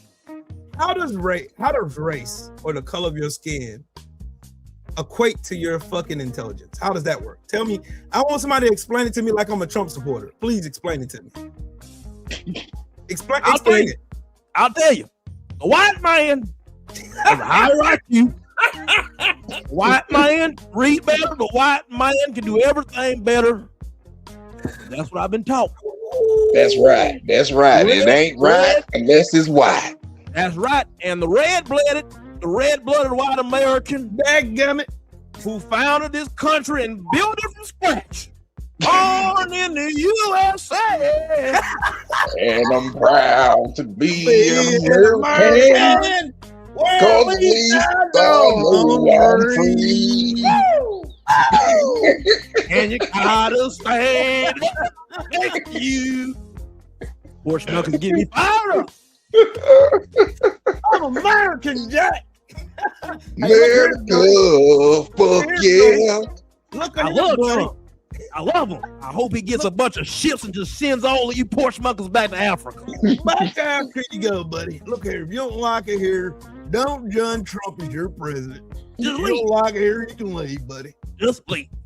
Me and Jethro will be just fine without you. Old Jethro. You know what's funny? You know what's sad about all this though, Coach? What we're saying is actually how these motherfuckers really think. Yep. We're saying it in a joke. We're telling a joke. Y'all really think like that? Hey, I'm white. I'm smarter than you, buddy. You're black. You're dumb. You got a low IQ of 32 room temperature, buddy, because you're black. But I got more degrees than you, sir. I'm smarter than Look, you. y'all wouldn't even have fucking cell phones if it wasn't for a black man. They wouldn't have cell phones, a traffic light, ironing board, refrigerated fucking vehicles.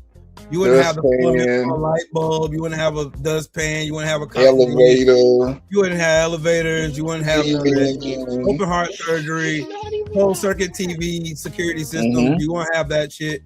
There's so many things that you wouldn't have if it wasn't for black people and black innovation. Over 50,000 inventions in this country alone. Facts. And most Not of them to being mention Africa. facts. They got look. The thing about it is, what's funnier? The funniest part about all this, we don't have to lie about our past. We don't have to lie about shit. All we have to do is tell the truth. See, that's the reason why they hate us so much, because we tell the truth, but they lie about it. They gonna lie about it. You can count on it. They gonna lie about something. They gonna lie about it all day. Oh, black people ain't inventing none of that stuff over there. Blacks ain't inventing none of that stuff. Y'all ain't invented nothing. Y'all ain't inventing none of that over there. You're a goddamn liar, Will. You're a liar. You're a liar. Even the first supercomputer was invented by I think a brother from South Africa or somewhere on the continent. The super soaker, the fucking roller coaster, open heart surgery. The list goes on and on and on, bro. They keep Black lying. people have contributed to society. Yeah, and still get desecrated by the same society it helped create. We built society. Yes. Exactly. We build every time. For fucking free. Yeah. Yeah. The country would not be America wouldn't be America without us. That's a fact. You can like it, you can love it, but goddamn it, you gonna get used to it. Hey, I just had an interesting question. Here's something we can cook on. What if all white people disappeared from America? What would y'all think would happen? And then on the flip side, what would happen if all black people left America and go? Man, if black folks decide to say, man, you know what? Fuck it, man, I'm out. We're gonna all go to West African countries. Them bastards will follow us. Yeah, they'll bring our ass back. Oh, they'll be over there trying to see what we doing. Yep. Those niggas are conspiring against America because your guilt is eating your ass up. Mm-hmm. Wait, is that somebody said that? Who else they gonna hate? They already kicking all the Mexicans up out of here. Yeah, listen to what racists say. Racists always say their excuse for black people not having equality is they're afraid we're gonna do to them what they done to us. Man, we not thinking about y'all. We've always said, what's been the number one thing black people have always asked for in America? To be left the fuck alone. Be left alone. And the equality. Equality, yep. Get it. Equality under the law. Equality under the law and to be left the fuck alone. We've never talked about retribution. Oh, we're gonna go and kill y'all for what y'all did. We never said that shit. Never. Ever. Now, True Will, I'm gonna tell y'all this. Y'all brothers might not agree with me on this, but I'm gonna say this. Now, this is how Trump can get my vote again. Check this out. If Trump does a press conference that says, all right, look, I see you niggers, I see you whites can't get along. This is what we gonna do. We're gonna bring segregation back, but amen. But it's gonna be more of an equal justice under the law and resources until we all get our stuff together as a country. He said, bro, that's all we ever wanted. You got my vote. You got my vote. I remember when I was a kid, and my uncle. First, they got to give us our reparations. Yes, that too.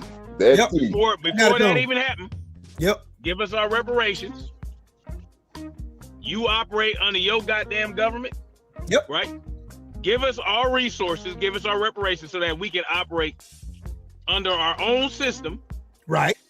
Right. And create a treaty that they can't break, like they man, you know, America ain't never kept they treaties. Right. I know. That's what I'm saying. So break it. But you gotta have a treaty. You gotta have a treaty for them to break the treaty. Breaking the treaty would mean an act of war. Exactly. On top of that, True Will, the NFL, the NBA, the MLB, they got to return all athletes with money to the organizations back to the black leagues. The Negro Baseball League, the Negro Basketball League, Negro Football League, the Negro Boxing League. Yep. There go entertainment for y'all. Now, white folks. And coach, the jump on top of what you just said, and you got to return all money you stole from the Freedmen's Bank, all land All that. illegally seizure, all that With must interest. be returned to the With deceased. interest Of and the one- inflation prices. Yes, with I'm interest. gonna tell you what's gonna happen. Mhm. The white folks who are really patriotic, who don't have that hate in their heart, they are gonna get rid of the racists, and this is why. They're gonna see the position that we're in now because of you racists. Yep. So those of you that can't go to the R&B concerts anymore, they can't go to our festivals, your football ain't the same anymore, and they don't like when you mess with their football and they college football and the pros. The sports ain't the same. Ain't no more real halftime show. The halftime show sound like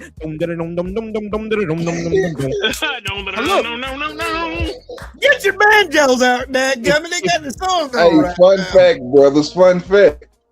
The banjo was actually an African invention. So it's a harmonica. Okay, have that then. So is it a harmonica? Yep.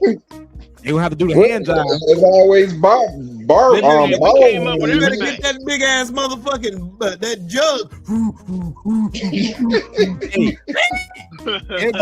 We're having a hoop nanny over here, buddy. My Hey, little give me a fat corgi. baby loves to eat. Every They got the halftime show, every halftime show moving forward gonna be Jethro in the middle of the arena talking about, and you gotta stand up.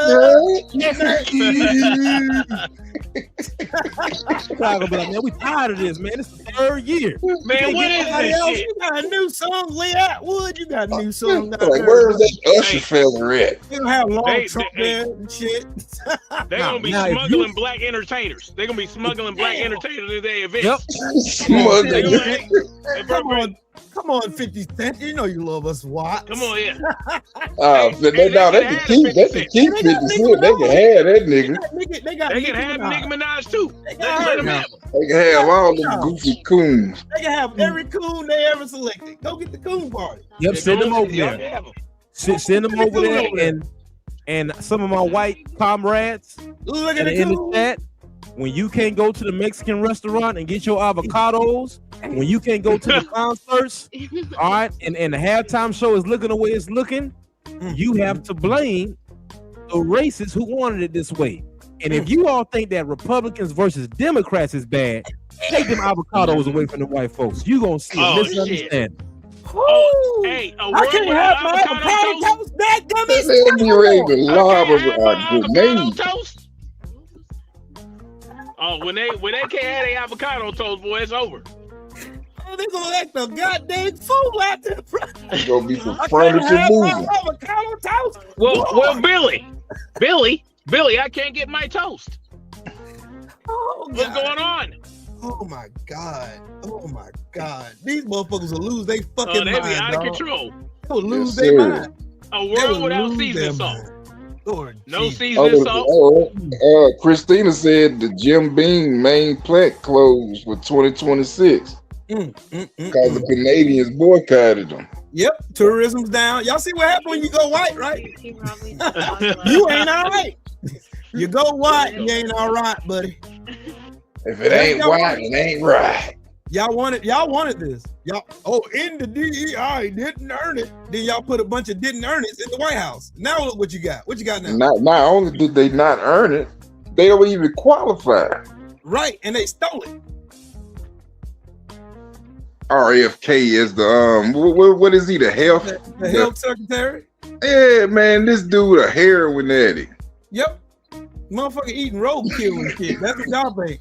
See, y'all got life fucked up. Y'all got life fucked up. Dude was swimming in that doo-doo creek with his grandbaby. Yeah, with his grandbaby swimming in doo-doo. He don't Doo-doo care. creek. He does not man. care. He don't Man, care. them children gonna be ending up looking like the Toxic Crusader. Swimming around in that doo-doo water. Doo-doo man. That's his name. Hey, Doo-doo man. It's the doo-doo man. It's doo-doo man. That's doo-doo man. Doo-doo man. Trill, you have to keep teaching, because no matter how mad they get, even if they insult you in the chat, they're going to go look up what you're teaching them. Right. And they're going to have to sit down and say, you know what? There might be a little truth to what he's saying. Because what you have to realize, some of you bigots, If we all go to boot camp, I'm poor, you're poor. The Hispanic over here is poor. The Asian's poor. If you think that just because you white, that's going to stop you from being deployed and shot at just like me, you have a sickness in your mind. I want you to think about World War I, World War II, Vietnam. There's just all these conflicts. Do you all know that every time white men were being unalived on the battlefield and were being drugged, they didn't send no special type of outfit to come save you. You know what they did? They said, you know what? We got some Negroes that's been wanting to fight. Right. See what them Negroes gonna do. See if them Negroes gonna help you. And they sent the Red Tails. They sent the 761st Tank Battalion that you all don't know nothing about, but you all know about Saving Private Ryan. Exactly. See? So you have to study. If you all would just study history, you will see that we ain't a lot different. But see, you think because you act like you're a rich white man being hateful, we don't even like you. Nope. You're not in the club, buddy. They do not have a seat at the table for you, no matter how many times you try to assimilate. They don't like you. You wouldn't even know what kind of and honestly, you really shouldn't want to be with them. Their appetites are sick. These billionaires' appetites, a lot of them, they're sick. And you think that you're with them. No, fool. They despise you as well. So listen to the bigot. Go and study the American Revolutionary War, what happened after. You know what happened? Blacks and whites were working together at the ports. And the elite in the colony said, wait a minute. We can't have these blacks and whites work together. These Irish that we've been calling nigger. We can't have these whites that aren't pure Anglo-Saxon that we have been hating. We can't do that to them. Nope. Because if they come together, they're going to overthrow the little that we just won. So you know what they did? They started giving you this white status that if you are just what they consider white at the time, you have an upper hand. Yeah. So you can go hang some black folks. You could go in their neighborhoods and grape their women. But we're not going to give you any of our wealth. Let them know. You need to study. They throw you under the bus every single time and use you as a buffer just to deviate. Before Dr. King, and I'll land my plane here. Before Dr. King was assassinated, the real reason he was assassinated, the same reason why they assassinated Fred Hampton, is Dr. King said to the poor whites, wait a minute, you should be over here with us because they treating you like us. Y'all can't feed your children in the morning. Look how they treating you. And these were the whites that were already here. They were giving wealthy whites from Europe land. Free immigration status. Come on over and we'll give you land. We'll teach you how to blah, blah, blah. We'll teach you how to grow your crops. All of that while crapping on you at the same time. So Dr. King said, we're going to do a poor man's march. Facts. Where every American should be able to afford a house, should have a decent wage. And then boom, Dr. King is gone. A lot of you didn't catch that. A lot of you still in your ignorance and your white attitude said, you know what? Hey, those Negroes are burning down the country for no reason. Just because Dr. King got unalive, you should have been helping burn it down. Yep. Facts. Shout out to Lisa Golden in the super chat with that $2. She said, U.S. robbed Venezuela of oil and 847 tons of silver. Damn. That's the whole plan. Lisa, that was the plan. That was the plan. And Trump, all but admit, I mean, he said he was over there to get that oil. Yeah, he said that out of his own mouth. You remember when I told y'all a while back that Donald Trump is the exact version that Dave Chappelle played on his sketch show, the Chappelle Show, when he was Black George Bush. Yes. Donald Trump is the exact caricature that Dave Chappelle depicted in that skit on his show. Do y'all remember when Donald Trump said this shit at the presidential debate? If Kamala wins, only death and destruction await because she is the candidate of endless wars. I am the candidate of peace. How's that peace coming, y'all? I can't believe they actually bought that shit, though. They did. They bought a hook, line, and sinker because they suckers. I mean, when you think about it, when America get involved in wars, for the most part, the president is usually a Republican. I mean, correct me if I'm wrong. You're right. You are right. And then a Democrat always got to come behind them and clean up what they did. Every time. So what are we talking about? Don't worry, I got the race war. I got the race war narrative right here. Here we go. Wanting to start a race war with a race that was bred for war. You understand that? All right, I'm gonna stop you there, white boy. You wasn't bred for war. If you was bred for war, you bitches wouldn't have left when King James was burning white women at the stake for working in the woods. Come on, OG man. You would have stayed there since you were built for fucking war, and you would have dethroned King James, and you would have been like the early version of Australia, a bunch of rapists, drunk criminals, okay? Dismiss me with that. You was bred for war. You bitches can't even stay in the fucking sun for long duration. Damn. Your body odor, your Neanderthal stink goes down when people can smell you. If you're not animals, you're raping children and beating women, bred for war. If the Dutch didn't have cannons and firearms, the Zulus would have ate the motherfuckers. Right. And not the way you eat people. It'd have been lunchtime, bred for fucking war. Let me tell you something. This is how I know a lot of you bitches have not been in war. You're not ready for war. And if your friend was to take a 7.62 to the fucking dome and you hear that thud, you bitches will call ceasefire. We got land. We got this. Bitch, all we need is your fucking address. And 7 motherfuckers and everyone in that goddamn house will cease to exist. And in closing, nobody's talking about a fucking race war but you goddamn sun-dodging mutants. Dismiss me with that shit. You're the one projecting. You want a race war until someone puts one smack dead in your old lady's fucking forehead and you're reminded that, holy shit, this is what I never wanted. Because it always happens like that, right? It always happens. You bitches start shit, then when real life go upside your head, all of a sudden they're extremists. They're radical. Ain't nobody built for fucking war. Nope. Because one is long done and said and all that bullshit, you're still fighting the war in your fucking mind. So sit your white ass down and enjoy your fucking land and your fucking life. And your wife. Find a chronological order and live it. That bullshit. You're one. See? OG speaking nothing but facts. Nothing but the facts. Nobody's bred for war. And I was saying, man, I can tell y'all some fucked up ass stories though. For real. I'm not gonna get into that shit. They don't sure will. Some of these guys sit up here playing Call of Duty all day, getting all pumped up off of watching Fox News all day, and whatever type of narrative they like to paint. A lot of you don't know what war is. Nope. It ain't like Call of Duty. You don't know what it's like when the water been turned off.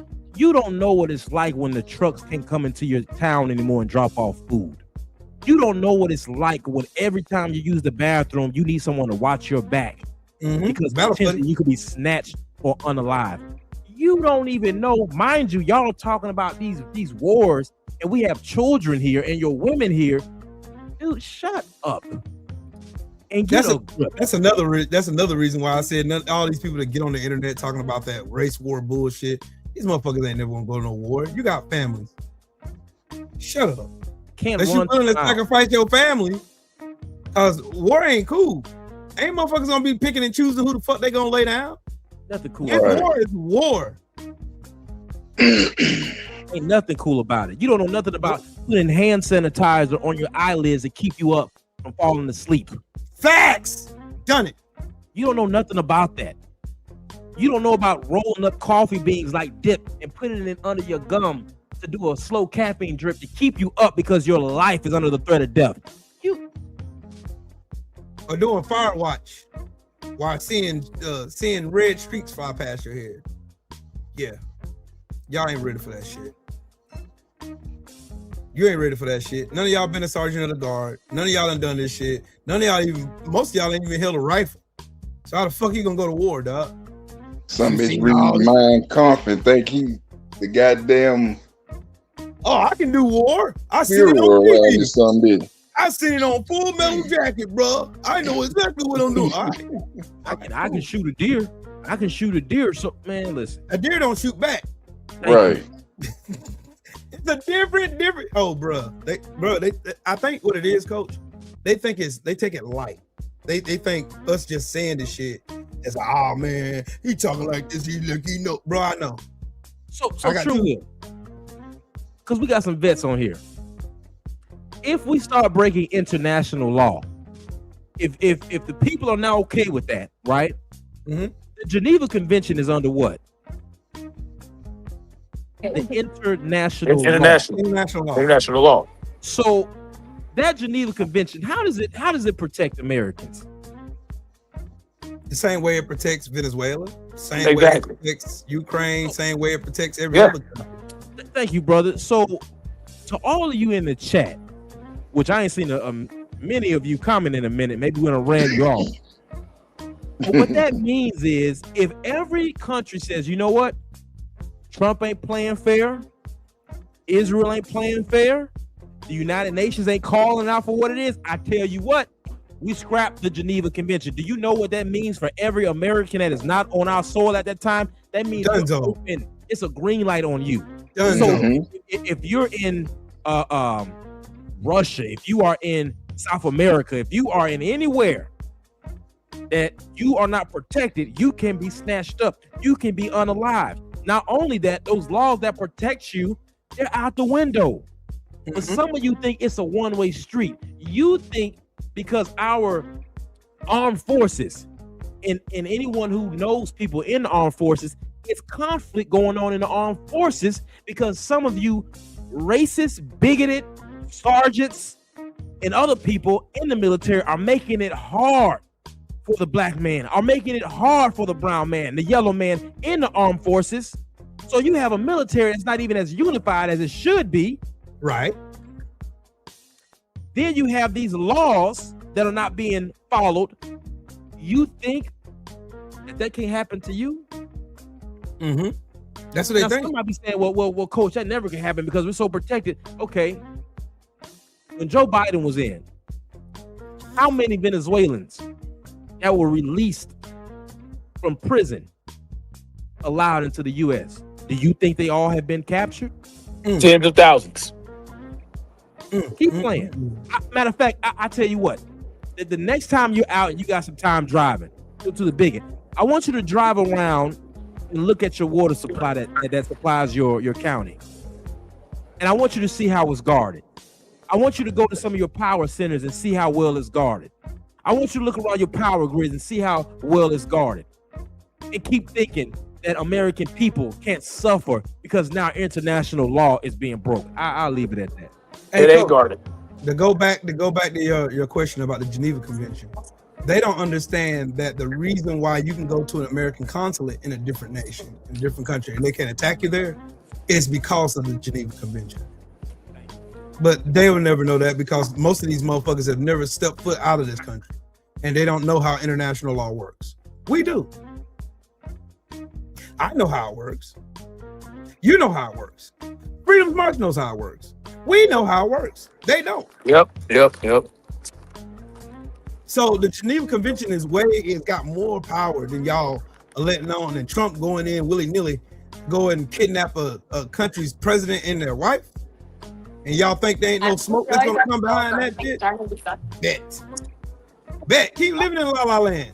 Keep thinking, oh man, see Trump did, man. Trump did this, see man, Trump. All right, cool. All right, that's not worth $14. Huh? You think that's worth $14? Don't say we didn't warn you. If China or Russia or North Korea or Taliban or one of these extremist organizations that America helped create decide they want to wage war on American soil, do we got the allies that are going to protect us? Can we file the Section 5 of NATO again? Because we're the only nation in the world that's ever used it. Article 5. Coach, they don't know what Article 5 is, Coach. Article 5, basically, I'll shorten it and make it good for you, okay? Article 5 basically rallies the troops, rallies all your allies to come to your aid when something tragic happens on your shore. 9/11, for example, was the time the United States used Article 5. But you got a dumbass like Trump who has no military experience, who has no fucking intelligence or common sense of that nature, that's out here just breaking international law anytime he feels like it. And he's got a dumbass drunk right beside him doing it. And he's got a little fucking big-eared fucking Cuban right there on the other side of him letting him do it. And then he's got a dumbass bitch sitting as attorney general that's gonna back him up anyway. He's got a bunch of yes men around him. And these people have no idea what the fuck they're setting a precedent for the future. They care about only today because they ain't got to deal with anything going down the road. Who's got to come and fix this shit? The person that has to come fix this shit got a lot of work. They've really upended hundreds of years of precedent in less than a year. And look, don't forget, even when we invaded Iraq and Afghanistan, wasn't there a pretext? Yes. We didn't just go over there and just was like, yeah, we just gonna go over there and just start taking stuff. No, at least they lied to us, right? At least they lied and manipulated and tried to convince us and tried to convince Congress that is necessary. They didn't even do that. They got weapons of mass destruction over there, Will. We've got to go now. That's what they said. That's what Bush said. And you know what? Trump is using the same one. He's using the same one. Same talking points, everything. Let me pose this question to you, brothers. So to play the other side of this, when they say Maduro, you know, he's the head of a cartel, it took possession of the country, and he is under indictment for pushing drugs into the U.S. What do we say to that? Is that a good enough reason to go in and snatch him up? Should international law still be followed if that is what was going on? So if that was the case, then why did Trump pardon one Orlando Hernandez then? It's a great question. If that was the case, it never was about drugs. It never was. Who is that, Trill Will? One Orlando Hernandez was the former president of Honduras who trafficked over 400 tons of cocaine into America. He literally turned his presidency into a trap house. That's what he did. And Trump just pardoned him. So this wasn't about drugs.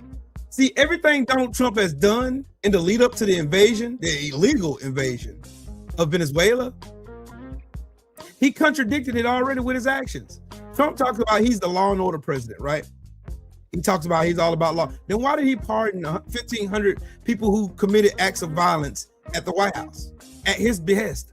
How did he do that? Why? Oh, he's about solving crimes. Oh, it's about fraud. Then why did he pardon over 87 fucking fraudsters who committed billions of dollars of fraud? Damn, coach, they getting silent as a bitch in here, ain't it? It's so silent, you can hear a bitch nigga piss on cotton in the middle of a thunderstorm. Good God in heaven. Y'all can't never answer the hard question. He ran off.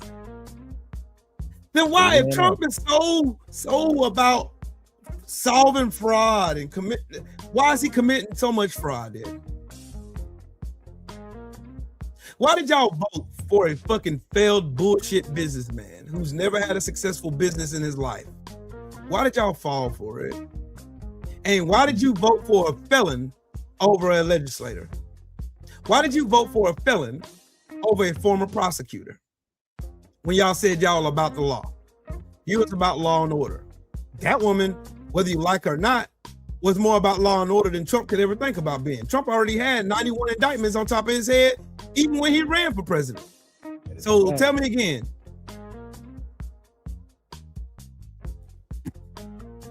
Kamala Harris was no better than Trump. I can't wait to hear this shit. Kamala Harris is just as bad as Trump. Shit, prove it then. Show me any time in her life. She's 60 years old. Show me any time in her life she's committed the bullshit that Trump did. Show me. She hasn't. Exactly. It's deflection, bro. Like I don't like Kamala, but she's not doing anything. I don't talk about her. What is she doing? She minding her business. Mm-hmm. She's not in a position for us to put anything on her. She has not been in a position Trump has been in the first term. So we can't say that because she hasn't been in a position to show us anything. Mm-hmm. So, I mean, yeah, she was vice president, but what is JD Vance doing? Nothing. Like, these people are crazy, man. Or they bring Obama's name up. And I remember them having a tantrum because of his middle name. I remember you all saying that he had some type of tie to some terrorist organization because Hussein is in his name.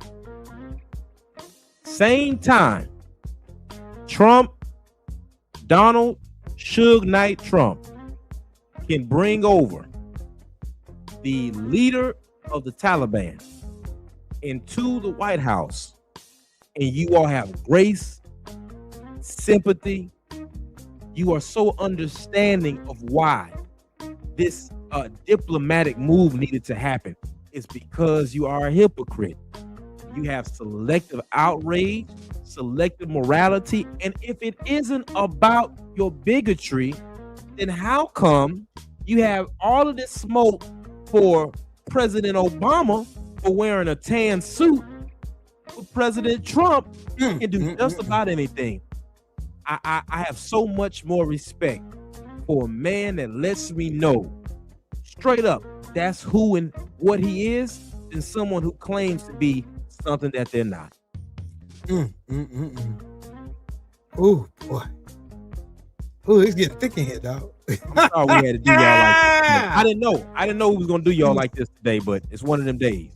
It needs to happen though. It needs to happen. It needs to happen.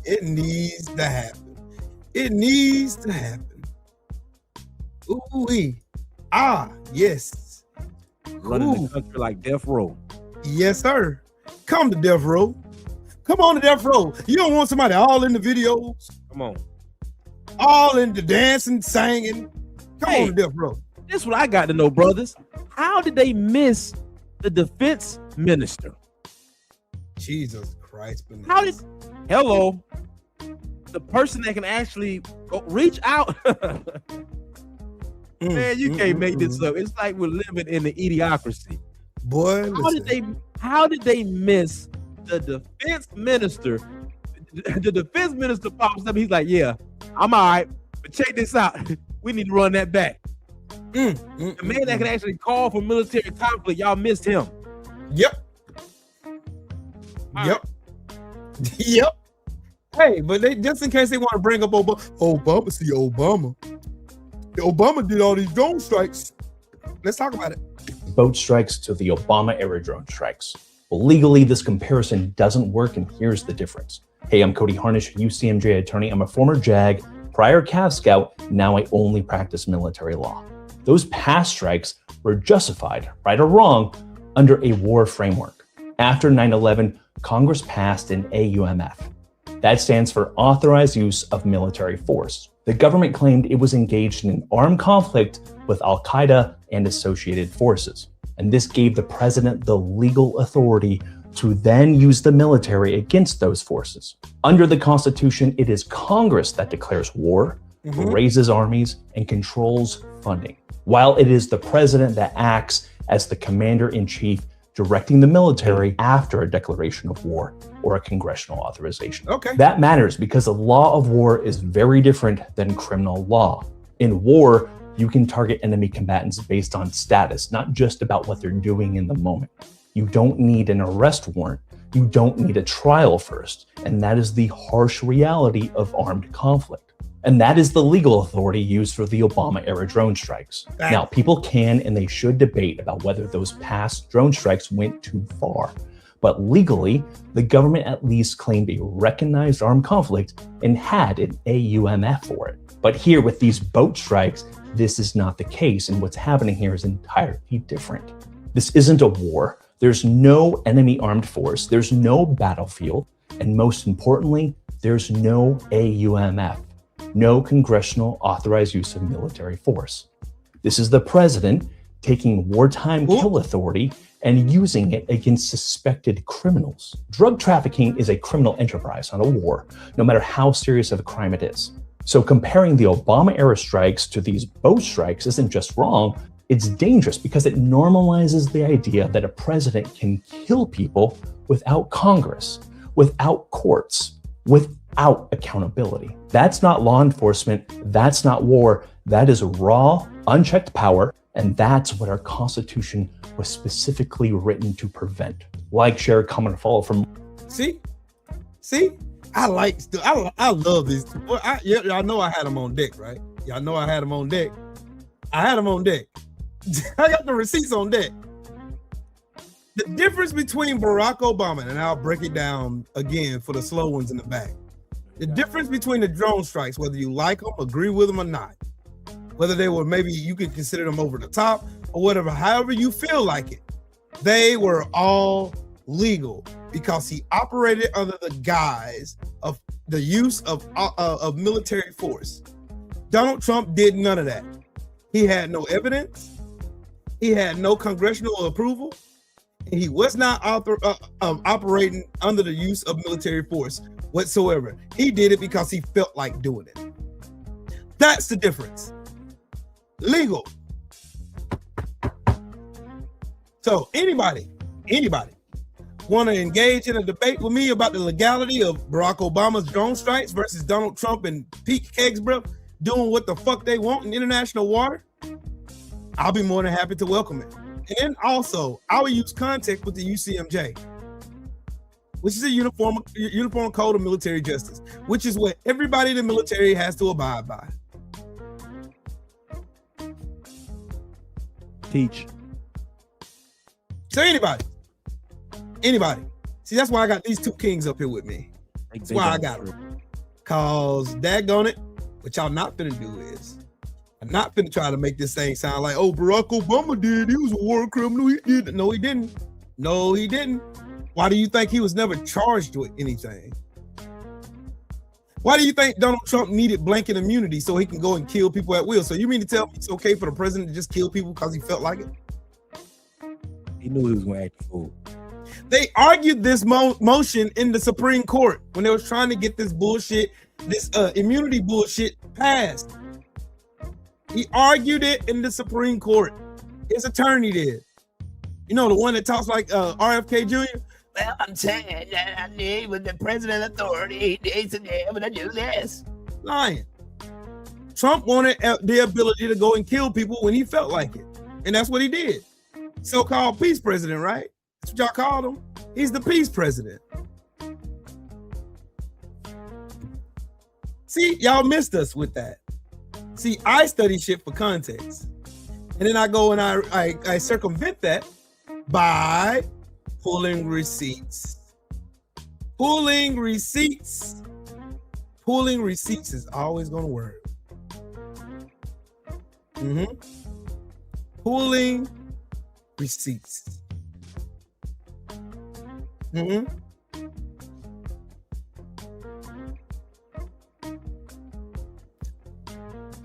Don't worry, got more. Don't worry, we got more. Don't worry, I got more. Don't worry, there's more. I gotta let all these receipts go. Y'all gotta get all these receipts today. I'm sorry. Y'all gotta get these receipts. Y'all gotta get these receipts.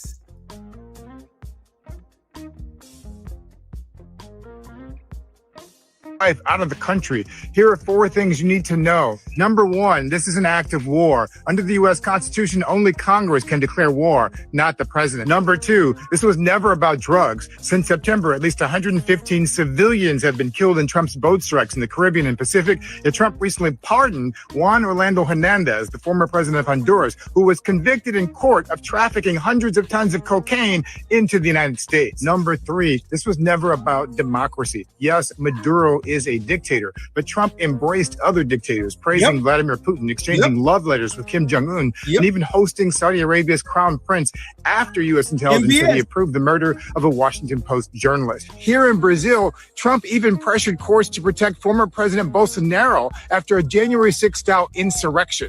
But Venezuela has the world's largest oil reserves, and Trump has openly said he wants the oil. Number 4, this sets a dangerous precedent. If U.S. presidents can, quote, capture foreign presidents they don't like and release the ones they do like, we don't have a democracy ourselves. What comes next for Venezuela, we don't know. When the U.S. pushed regime change in Iraq and Afghanistan, it led to decades of chaos and instability. But the final irony is this. Just last year, one U.S. government official said this about our foreign policy. If somebody sells drugs in another country, that doesn't mean you arrest the president and put him in jail for the rest of his life. That government official was Donald Trump. How is this putting America first? Your child care has gone up, health insurance has gone up, everything's gone up. Your salary hasn't gone up, but you voted based on him putting America first. Right. America first, folks. America, buddy. Yep. SFL, no drug lords, no facilities that make or the production of drugs was blown up. What kind of evidence did they have, SFL? What kind of evidence did they have? None. They had no evidence. It's had, hey, trust me, bro. They're in cahoots with the Trinidad Ragua. They're in cahoots. They're in cahoots.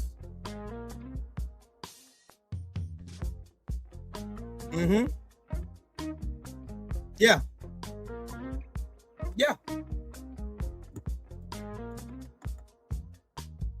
Jesus.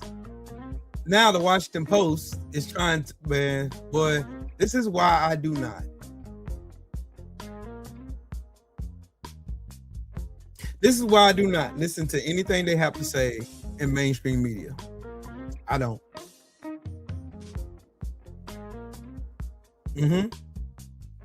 Oh, you want to be interested? You guys will be interested in this, Coach. Look at this. Lincoln, Kennedy, and Gaddafi all touched the money system, and none lived to see the end. Coincidence, or the one line you're not meant to cross? So what happened to all three of these men? They were all assassinated. They were all assassinated. Three leaders, three different centuries, three different countries, yet share one move. They challenge who controls money. No taxes, not elections, the system underneath everything. During the Civil War, Lincoln faced the choice: borrow from private banks at crushing interest or print government-issued money. He chose the second. Greenbacks were debt-free, state-issued, and independent of bankers. Banking interests called greenbacks dangerous, not because they failed, but because they worked. Lincoln was assassinated in 1865. The system reverted. So it was a combination of two things that killed Lincoln. One, he so-called emancipated slaves, which he really didn't. Slaves emancipated themselves, but he was also fucking with the money system. In 1963, JFK signed Executive Order 11110. It allowed the U.S. Treasury to issue silver-backed certificates, not Federal Reserve notes, not debt-based currency. A small shift, but symbolically explosive. Within months, Kennedy was dead. After his assassination, the order was never expanded. Silver certificates disappeared, and the Fed's role remained untouched. Whether connected or not, the challenge stopped. Then, decades later, Muammar Gaddafi proposed something radical: a gold-backed Pan-African currency for oil and trade. No dollar, no euro, no IMF dependency. A monetary system outside of Western banking. Before the currency launched, Libya was bombed, the government collapsed, Gaddafi was killed. The gold never circulated, the idea died with him. Africa stayed dollar denominated. If these ideas were harmless, why were they stopped so decisively? If they were impossible, why did no one let them fail naturally? Why do political systems change, but monetary systems survive every revolution? Wow. More stuff to make you say, All this has to do with two things, though. All of it. Money. The American dollar. Because Trump ain't dumb. When it comes to conning and stealing money, he ain't dumb. So true, Will. Back to one of the gentlemen who was speaking earlier. If the Christians are being persecuted 500 miles away from northern Nigeria, what is the real reason you think they're focusing on northern Nigeria? Because that's the place they want to exploit resources from Nigeria. And that's why I played that video earlier. Drew, what's up with it, big bro? That's the reason why I played that video earlier. Because Nigeria is rich in resources. And just like Venezuela, they kicked out all of the colonizers, like the French and American entities. Yeah, remember, America had bases there too. You know, an example that everybody keeps forgetting about, but I ain't forgotten. You remember those 4 Army guys who were killed when Trump's first presidency that nobody asked any questions about? Yeah. Kind of make you go, right? Why wasn't there any coverage of that? Why did they continue talking about that? Why didn't they find out what was there in the first place? If this is about freedom. See, the dollar, because of Trump's tariffs, because America's greed, Trump's tariffs, and America's ignorance to international law, that's the reason why we're in the financial position we're in. America blew its wad. Project 2025 and Donald Trump and the MAGA party, this is the last hurrah for white supremacy and the status quo. It's dying. It's dying a violent death right now. Don't worry, coach, you're going to see it come to pass. Trust me, y'all all are going to see it come to pass. You're going to see the fall of the white supremacist empire. Because this white supremacist empire has survived over 250 years. And if you look back at every empire in the history of the world, they all fell. After about 200 years. 50 years in existence. And time, like my brother Drew says, time reveals all truth, and a lie is nothing but a long way to the truth. And this is what these people are failing to realize, and this is what they're failing to see. What they're failing to see is that this shit right here is about to blow up in their face. I'm gonna tell you something else, brother. I think, like Edward Thompson has said, Nigeria is the largest oil producer in Africa. But I think the long play is for them to get set up, because they don't have to get set up in northern Nigeria for that. Right. I think the other part of that has something to do with Captain Ibrahim Traore. Right. Mali and Niger. Burkina Faso. Now, the big difference between Gaddafi, John F. Kennedy, and Abraham Lincoln is that they were not military men. Right. Ibrahim Traore is a militant leader. He told Donald Trump, for those who don't know, that he better not, I repeat, Captain Ibrahim Traore told Donald Trump's plane that they better not try to land in Burkina Faso. They just announced no Americans, black or white, are allowed a visa in Mali, Niger, or Burkina Faso, because they know the insurgency and the destabilization plot is on the way, because those 3 countries have gotten together and decided to kick out France and any Western influence of their country. Let's go back, Coach, where you going? Northern Nigeria sits on the bottom of what country? Nigeria sits, the top of Nigeria, northern Nigeria, sits in a good position where they can go right into Mali and cross back over, or Niger, cross back over, seep into those countries and try to get to Burkina Faso and then come back over. Yep. That's what I think the long play is as well. Because Burkina Faso, under the leadership of Ibrahim Traore, is a problem for them. They've tried to assassinate that man something like 50 sometimes and have failed.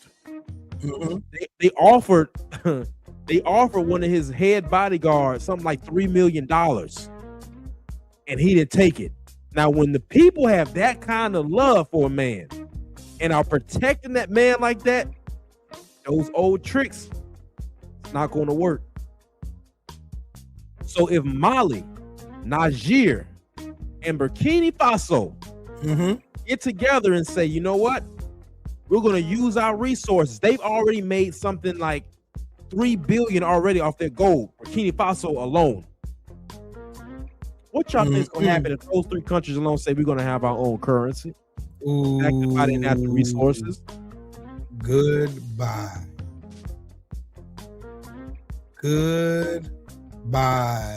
So you all keep supporting trying to make enemies with the whole world. Well, you know that's why they took Gaddafi out. Yep. Because he was trying to he tried to form an African Union and use gold dinar, actual gold, as a currency in Africa. And they took his ass out, turned his people against him. Yep. And him crashed their economy. Yep. And this was under the Obama administration with the help of Hillary Clinton. These people, right? Now, these people, at the end of the day, what they're trying to do in Venezuela, what they're trying to do in Nigeria, is all part of a Zionist plot to take over the world. Sound crazy, right? Sound like a conspiracy theory. Nope. This is a reality. Oh no, I got your back though. I got your back. Just keep cooking. I got your back. Look. And now, why are you doing that? There you go. What did I say? What did I say a few weeks ago to a couple months ago? I said they were pulling out of. They made Benjamin Nosferatu stop his campaigns, right? Stop all the nonsense. He pulled support and military equipment and all that stuff, military assets from Ukraine. And I said, why did I say he was doing that? So that they can do what they just did in Venezuela. So that they can posture and surround Venezuela and act like they were going to invade them to start a war. Right. Only so that they can go in with a strategic strike to either take him out or kidnap him like they did. When we tell y'all this stuff, it's because we know what we're talking about. Factuals. We tell you guys these things because we see it. Because we're strategists ourselves. We can see it. All you got to do is think 5, 6, 8 moves ahead like they do. And you can see the play. Right? Coach Hudson just told y'all what the play was in Nigeria and what was in the way. See, they got a lot of things in the way. These Zionists. They got, in the Middle East, they got Iran is in the way. Right. They got Burkina Faso in the way. They got all these different nations with these leaders in the way. They had Maduro was in the way, right? But he was betrayed by his own people. I can guarantee you that. So when we tell you guys these things are happening for a reason and we give you guys these so-called predictions, they're not predictions. Right. They are forecasts. Yep. Spoilers. Because you can see the steps. And we can tell you why they're going to fail. We can tell you why they're going to fail. And 3 of those reasons are China, Russia, and Iran. Not Iran, but North Korea. And the only reason they ain't stepped in yet is because of MAD. You know what? Y'all know what MAD is, right? Mutually assured destruction. Mutually assured destruction due to the nuclear arsenals that we all have. Because the only reason they're not stepping in right now is because we have nuclear weapons, they have nuclear weapons. And if it goes there, we're going to be in a nuclear winter for about 200 years. And that's not going to be good. But what they do is they launch these proxy wars. Right. They use proxy wars. Ukraine versus Russia is a proxy war. Right? What all those fronts that Israel is fighting on, 7 or 8 fronts, those are proxy wars. Right? And these things are going to continue. So when China's going to look at us and they're going to say, you know what? If they can do that in Venezuela, we can do that in Taiwan. Right. Come on, freedom. Cool. And listen, China has been waiting. China's smart. They're like, okay, we're not going to invade Taiwan just yet. We're going to wait for America because we know what they're trying to do. See, they're trying to maneuver. They're trying to outmaneuver each other. All these superpowers are trying to outmaneuver each other to gain the best possible positions in the world to have as much power as they want. That's what all this is about. It's about building empires across the world. And we want to have the biggest empire. Right. And so they will manipulate, they will steal, they will kill to get these things cracking. That's just, it's evil at the end of the day. It's all it is, pure evil. Why can't we just let these people have their land and have their resources? Right? Why do we have to, not we, but why do they have to go all around the world and say, you know what? We want what you got. And instead of working together, instead of like, okay, we'll trade this for that, they're not interested or satisfied with just the trade. They want to control every goddamn thing. And this is why we're in the position we're in. Yep. And it don't gotta be that way. It's a sickness, y'all. Yep. It's a brain dead Americans. Yeah. They don't care. But the thing is, they use American exceptionalism as a buffer to constantly bump their heads up. Oh, America is so great. America's this, America's that, blah, blah, blah, blah, blah. And then when they go and royally fuck us over and throw us into a war that we don't need to be in, guess what? None of those elite kids are going to be in those wars. At all. Your broke ass kids are going to be in those wars. Your broke ass kids are going to be coming home in body bags and boxes. You're going to be the one getting that 3 o'clock in the morning phone call telling you that your child ain't no longer with us. And Barron Trump ain't going nowhere. Right. They're not going nowhere. Nowhere at all. At all. That's disgusting behavior. They don't care though. They do not care. They do not care. No. Nope. They wish not they in the would. least bit. I wish these motherfuckers had the same vim and vigor. I wish they had the same vim and vigor that we have. You know what I mean? For against racism. To doing the right thing. Instead of trying to line their pockets. You know, America could be much more richer than they already are had it not been for ignorance, stupidity, and racism. Come on. Absolutely. Like in the last 20 years, America has lost $16 trillion because they're racist. Don't believe me? Google it. Google it for real. Google it. Why don't we have universal health care? Racism. Yep.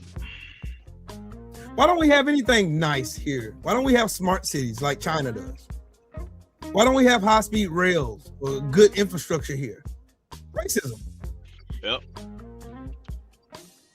Why ain't y'all mad at that African immigrant who's gotten billions and billions of dollars of kickback from our government, now positioning himself to be the first trillionaire in the world? Yep. Why y'all energy for that? Why y'all give a fuck about that woman that's in Walmart or in the grocery store buying her kids some fruit roll-ups or some Go-Gurts and shit? Right. Or getting them cookies and whatever. What they want. Why y'all worried about them? When the biggest welfare recipients in the office are the Walton family. Facts. Jeff Bezos. Come on, true. Elon Musk. Mark Zuckerberg. All of these billionaires that y'all claim and y'all worship that's so elite, They're welfare babies. Hell yeah. Facts. I got another question for y'all, fellas.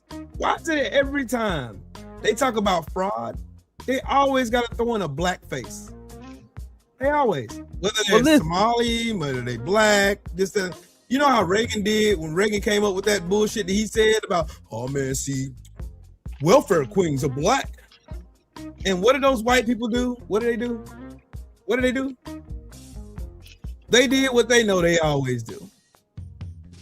Blame the blacks. But anybody want to talk about this? This happened in my brother's Shelton State, Mississippi. 4 main players in this scandal that you need to know about. On the far left is former Mississippi Governor Phil Bryant. He was the man in charge of the state of Mississippi when all of this went down. Now, next to him is John Davis, the state's former welfare agency director. Then next is Nancy New. She was the head of a nonprofit in Mississippi that worked with the state welfare agency. And then next to her is, of course, Brett Favre, former NFL quarterback and Mississippi native. They're all caught up in an alleged welfare fraud scheme that, to the Mississippi State Auditor, says involved the misuse of more than $70 million earmarked to go to the state's poorest. The money was instead used for all kinds of non-welfare related payouts, like to a retired pro wrestler, a horse farm, and yes. And that retired pro wrestler was Ted DiBiase, just so y'all know. Yeah. To Brett Favre. Keep in mind, this is the same state that's capital city couldn't even deliver clean drinking water for months to its residents. And it ranks as the poorest state in the country, with nearly 20% of its residents living in poverty. That state auditor's report found that Favre took more than $1 million for speeches he never gave. Favre has since paid back that money, but the state says he still owes more than $200,000 in interest. That same report shows $5 million in welfare funds were used to build a new volleyball stadium at Favre's alma mater, the University of Southern Mississippi. His daughter just happens to have played volleyball at USM at that time. Favre and Bryant have denied knowing where the money was coming from, and neither has been charged with a crime, but Davis and New have. This spring, New and her son pleaded guilty to bribery and fraud charges and agreed to cooperate with prosecutors. Since then, an attorney representing New's nonprofit has handed over text messages from Favre that suggest to critics his further involvement in the welfare scheme. Favre allegedly writing in one text, Nancy, Santa came today and dropped some money off. The messages don't indicate Favre knew exactly where the cash was coming from. Then just last week, Davis pled guilty to several. This dude's 54 years old. That means he's 7 years older than me, but he looks like a damn. Federal and state charges. In the plea, Davis also. My big brother is the same age as him. Lord Jesus, it's a fire. Agreed to fully cooperate with prosecutors as they pursue the case further. Joining me now to help break it all down is AJ Perez. Let's get you caught. Damn, ain't that a shame? At 54 years old, you look like that. God dang, Jesus Christ, bananas. Oh boy, Jesus Christ. Damn, y'all aging bad. That's what happens when you got evil in your heart. You age like fucking spoiled milk. That's exactly what it is. I'm 47 years old. I'm 46. Damn. And we look like this? Right? I want to go back to something you said. I don't want to go over people's heads. You said that we would be a lot more successful if it were not for some of the racists and bigots in this country. Facts. And you were talking about universal health care. I want everyone to understand what Trill Will is saying. Some of you are struggling right now to put your kids through college. Do you all understand that used to be free until black kids started going to college with white kids? Do you understand that the only reason why we don't have universal health care is because black people would benefit from it? Do you not understand that the only reason why some of your kids can go to school And some of them get the only meal that they eat that day from school is because of the Black Panther Party. Yes. Yep. Wick. My God, today. My God, today. Wick was started by the Black Panther Party. My God, today. My God, today. You know how they try to minimize Project 2025? Y'all do know Venezuela was part of Project 2025, right? Y'all do know that, right? Mm-hmm. It's listed, I want to say, hold on, let me look and see how many times. They've been trying to get to Venezuela for decades. Yep. That's why Trump in 2002, Bush was sending money over to Maria, the lady that won the Nobel Peace. Maria Machado. He was sending her money. So yeah. Yeah, Hugo Chavez wasn't having it though. No, he was not. Hugo Chavez did not play. He banned her from politics. Yep. Sure did. How many times was Venezuela mentioned in the Google and shit? Go ahead, bro. Trump was talking about Venezuela in the first term. Before his first term started, he was talking about invading Venezuela to get the oil. There was no mention of drugs. Nope. At all. But we're surprised. Not we, but you know. There y'all go. There y'all go right there. Yes, Project 2025 mentions Venezuela as a key focus of U.S. foreign policy in the Western Hemisphere, primarily advocating for a strong stance against Nicolas Maduro, the Nicolas Maduro regime, often in the context of re-hemisphering U.S. supply chains and national security. Oil. Yep. Oil. Y'all think they just started Project 2025 when Trump ran for president? Say what? Do they think they started Project 2025 when Trump ran for president? They probably do. They do. They've been doing Project 2025 50 years ago. Yeah. This is a culmination of fucking bullshit sinister planning by a bunch of fucking racists in the Heritage Foundation. Yeah. I put this information in AI because I remember watching a documentary a few years ago about the Confederacy. Yep. This fun fact came up. It says, listen up to the biggest in the chat. After the American Civil War, thousands of Confederates known as Confederados escaped to Brazil, primarily setting in the state of Sao Paulo, where they founded towns like Americana, drawn by Emperor Dom Pedro II, offer of cheap land and Brazil's continued legality of slavery, while smaller groups went to Mexico or Venezuela. Yep. Hey, but I'm going to show y'all something. What do y'all see when y'all see this picture? I don't see anything funny in this picture. Because Sean Diddy Combs has never sexually assaulted a child. Ever. But Trump has. Why y'all ain't got no pictures of Trump with baby oil with the little girls that he molested? Why y'all ain't got no memes with him having little girls sit in his lap like he's Santa Claus? Why don't y'all ever talk about Jeffrey Epstein in the same context y'all talk about Diddy? Diddy's in prison right now because of prostitution. Yeah. Didn't Trump get caught sleeping with a fucking prostitute and lied about it and used campaign finances to cover it up? That's why he got those 24 charges on his ass now. Didn't Donald Trump and his son steal money from a cancer charity? Don't they all? Ain't that wild how they can go and they just plaster Sean Combs' name everywhere like he's like the biggest demon? Does that mean I think that Sean Combs is a great, honorable human being? Fuck no, it doesn't. But one thing I want to hypocrisy.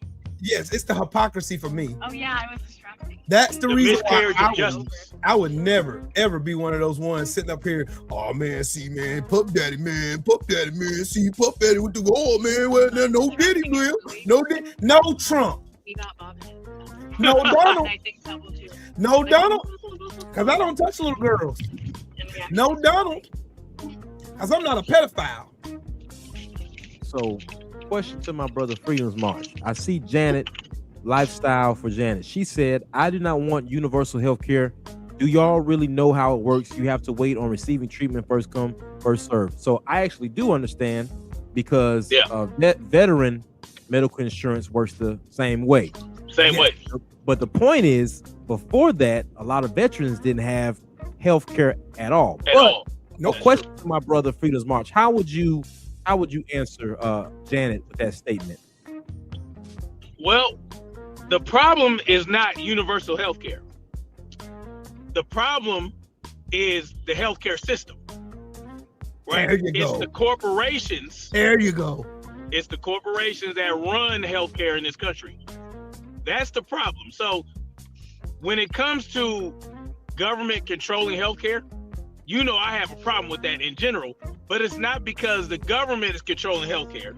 It's because the oligarchy is going to control healthcare through the government, and all that, those long waits that you guys talk about that she's mentioning, it's not because those who really want to help people get healthcare are doing the wrong thing. It's because the corporations are prioritizing. They're taking your taxes, and they're not putting the money that they're taking from your taxes fully into the healthcare system. They're giving it to big pharma.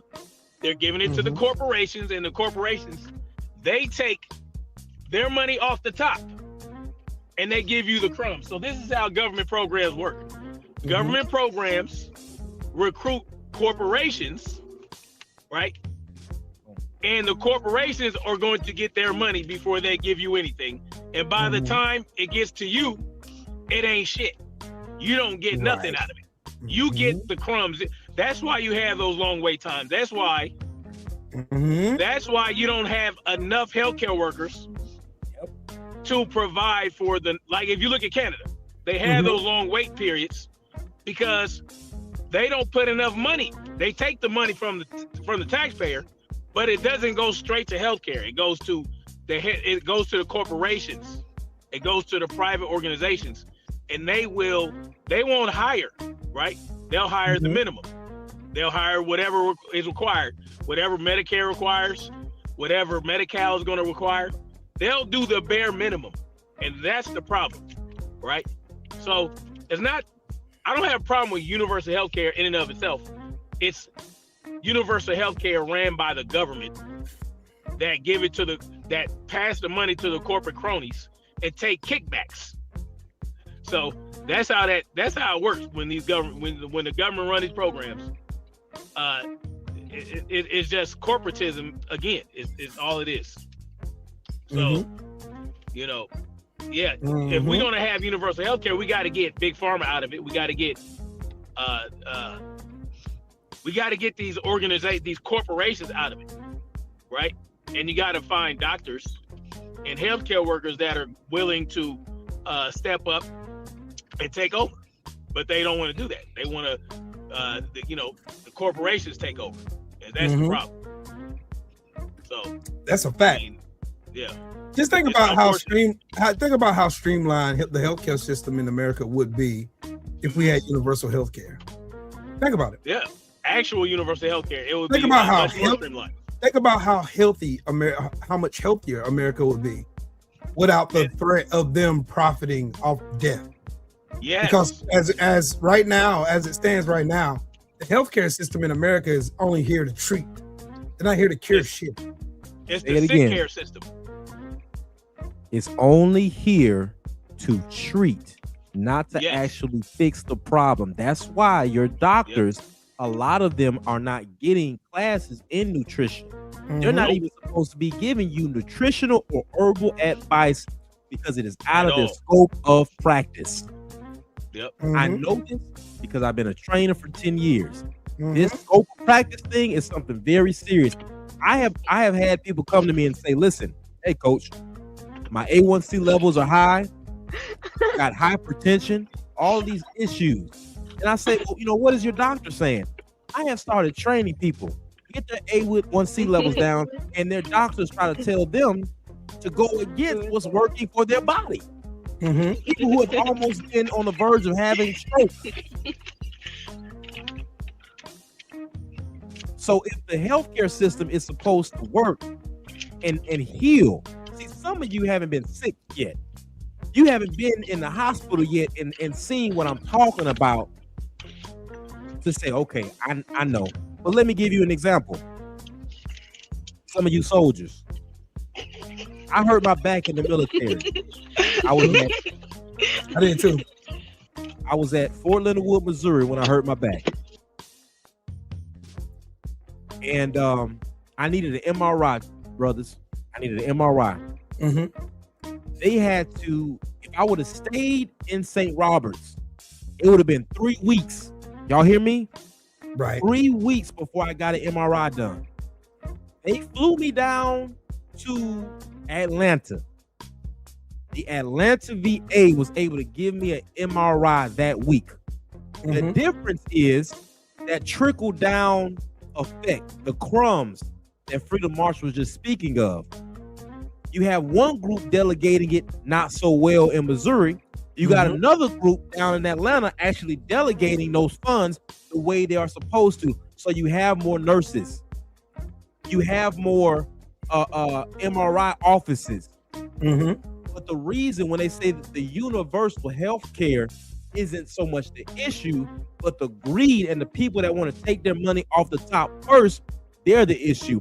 That's why if you ever serve and you see someone get their wisdom teeth pulled and everyone complaining at the horrible job those dentists are doing, those dentists, the company that is hired, are hired from the crumbs that everybody done already got their money off the top, and they say, and they give this money to our commanders. They say, all right, here's this little crumb that you all can use to hire the best person to come take the dentist, the teeth out of your soldiers' mouths.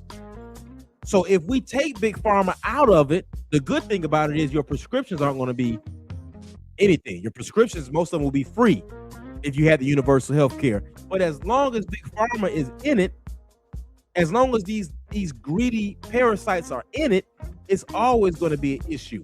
But the message that I'm making, whether you agree with universal health care or not, is the only reason why we don't have these things, just like free tuition, is because of some of these bigots who are elites in power who don't want you to have it. That's why a lot of these charter schools, a lot of these private schools didn't pop up till when?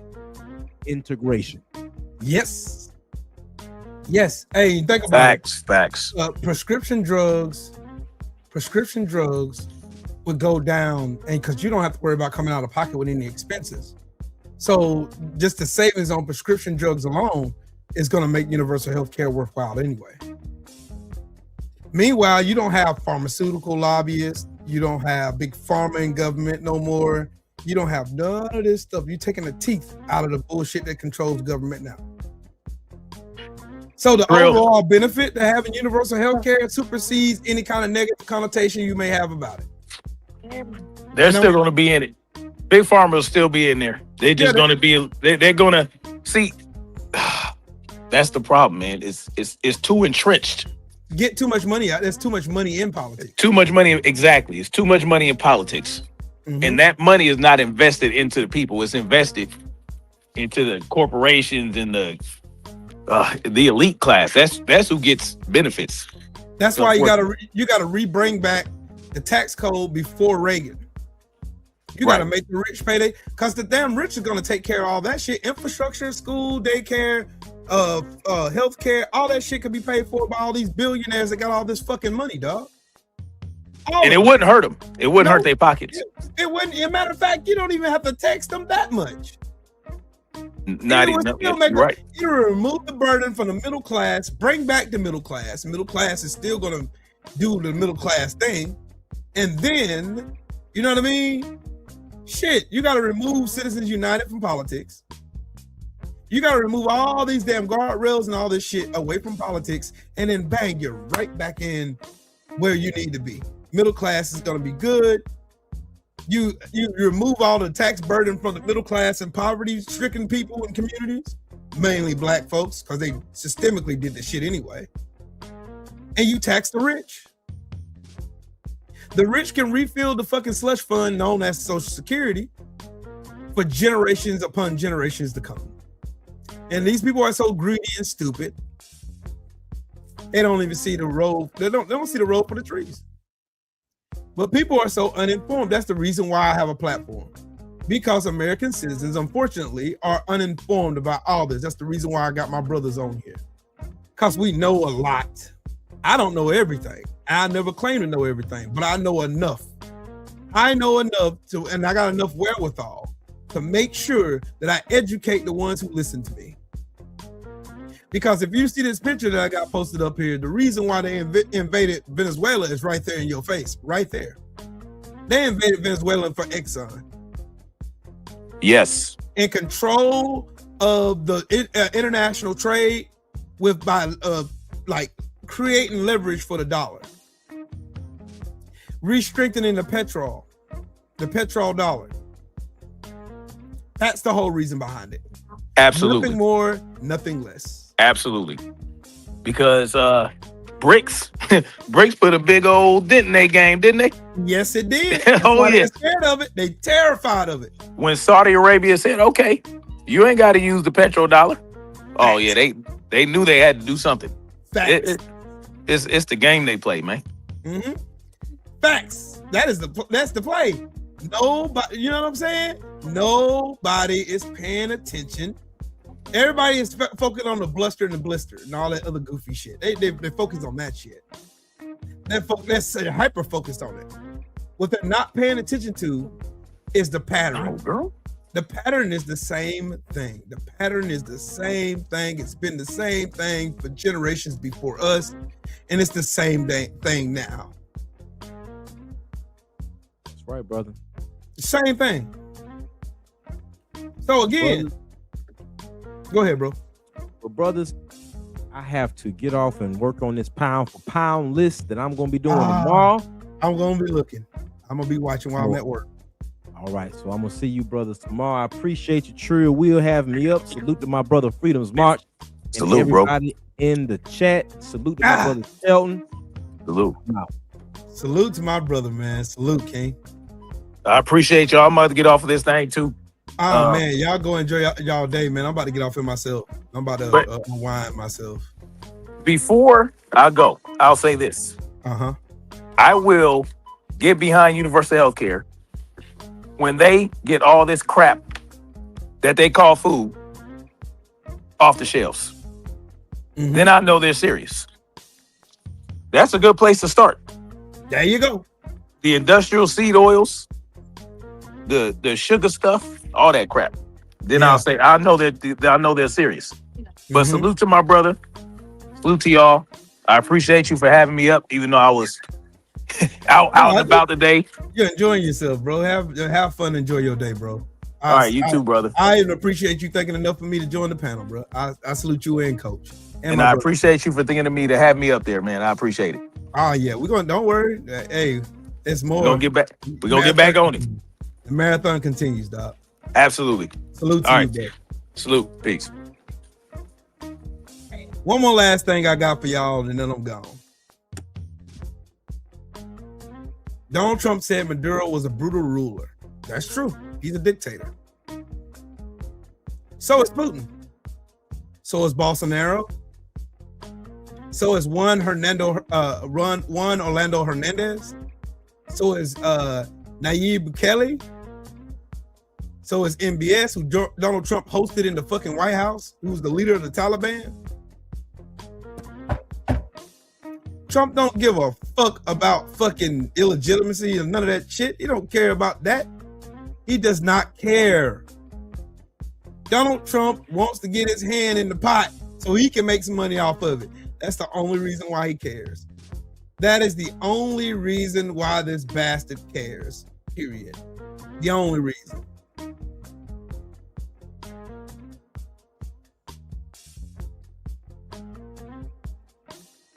That is all. Shout out to everybody in the chat. Shout out to the mighty LDBC. Shout out to everybody in the super chat. Everybody who done smashed the like button. Everybody who done shared their ideas in the chat, man. Salute to every last one of y'all. We ain't all got to agree. We don't. That's what make it beautiful. Fuck Donald Trump and everybody who voted for him, though. Y'all have yourselves a wonderful Sunday. We'll see y'all again. Peace.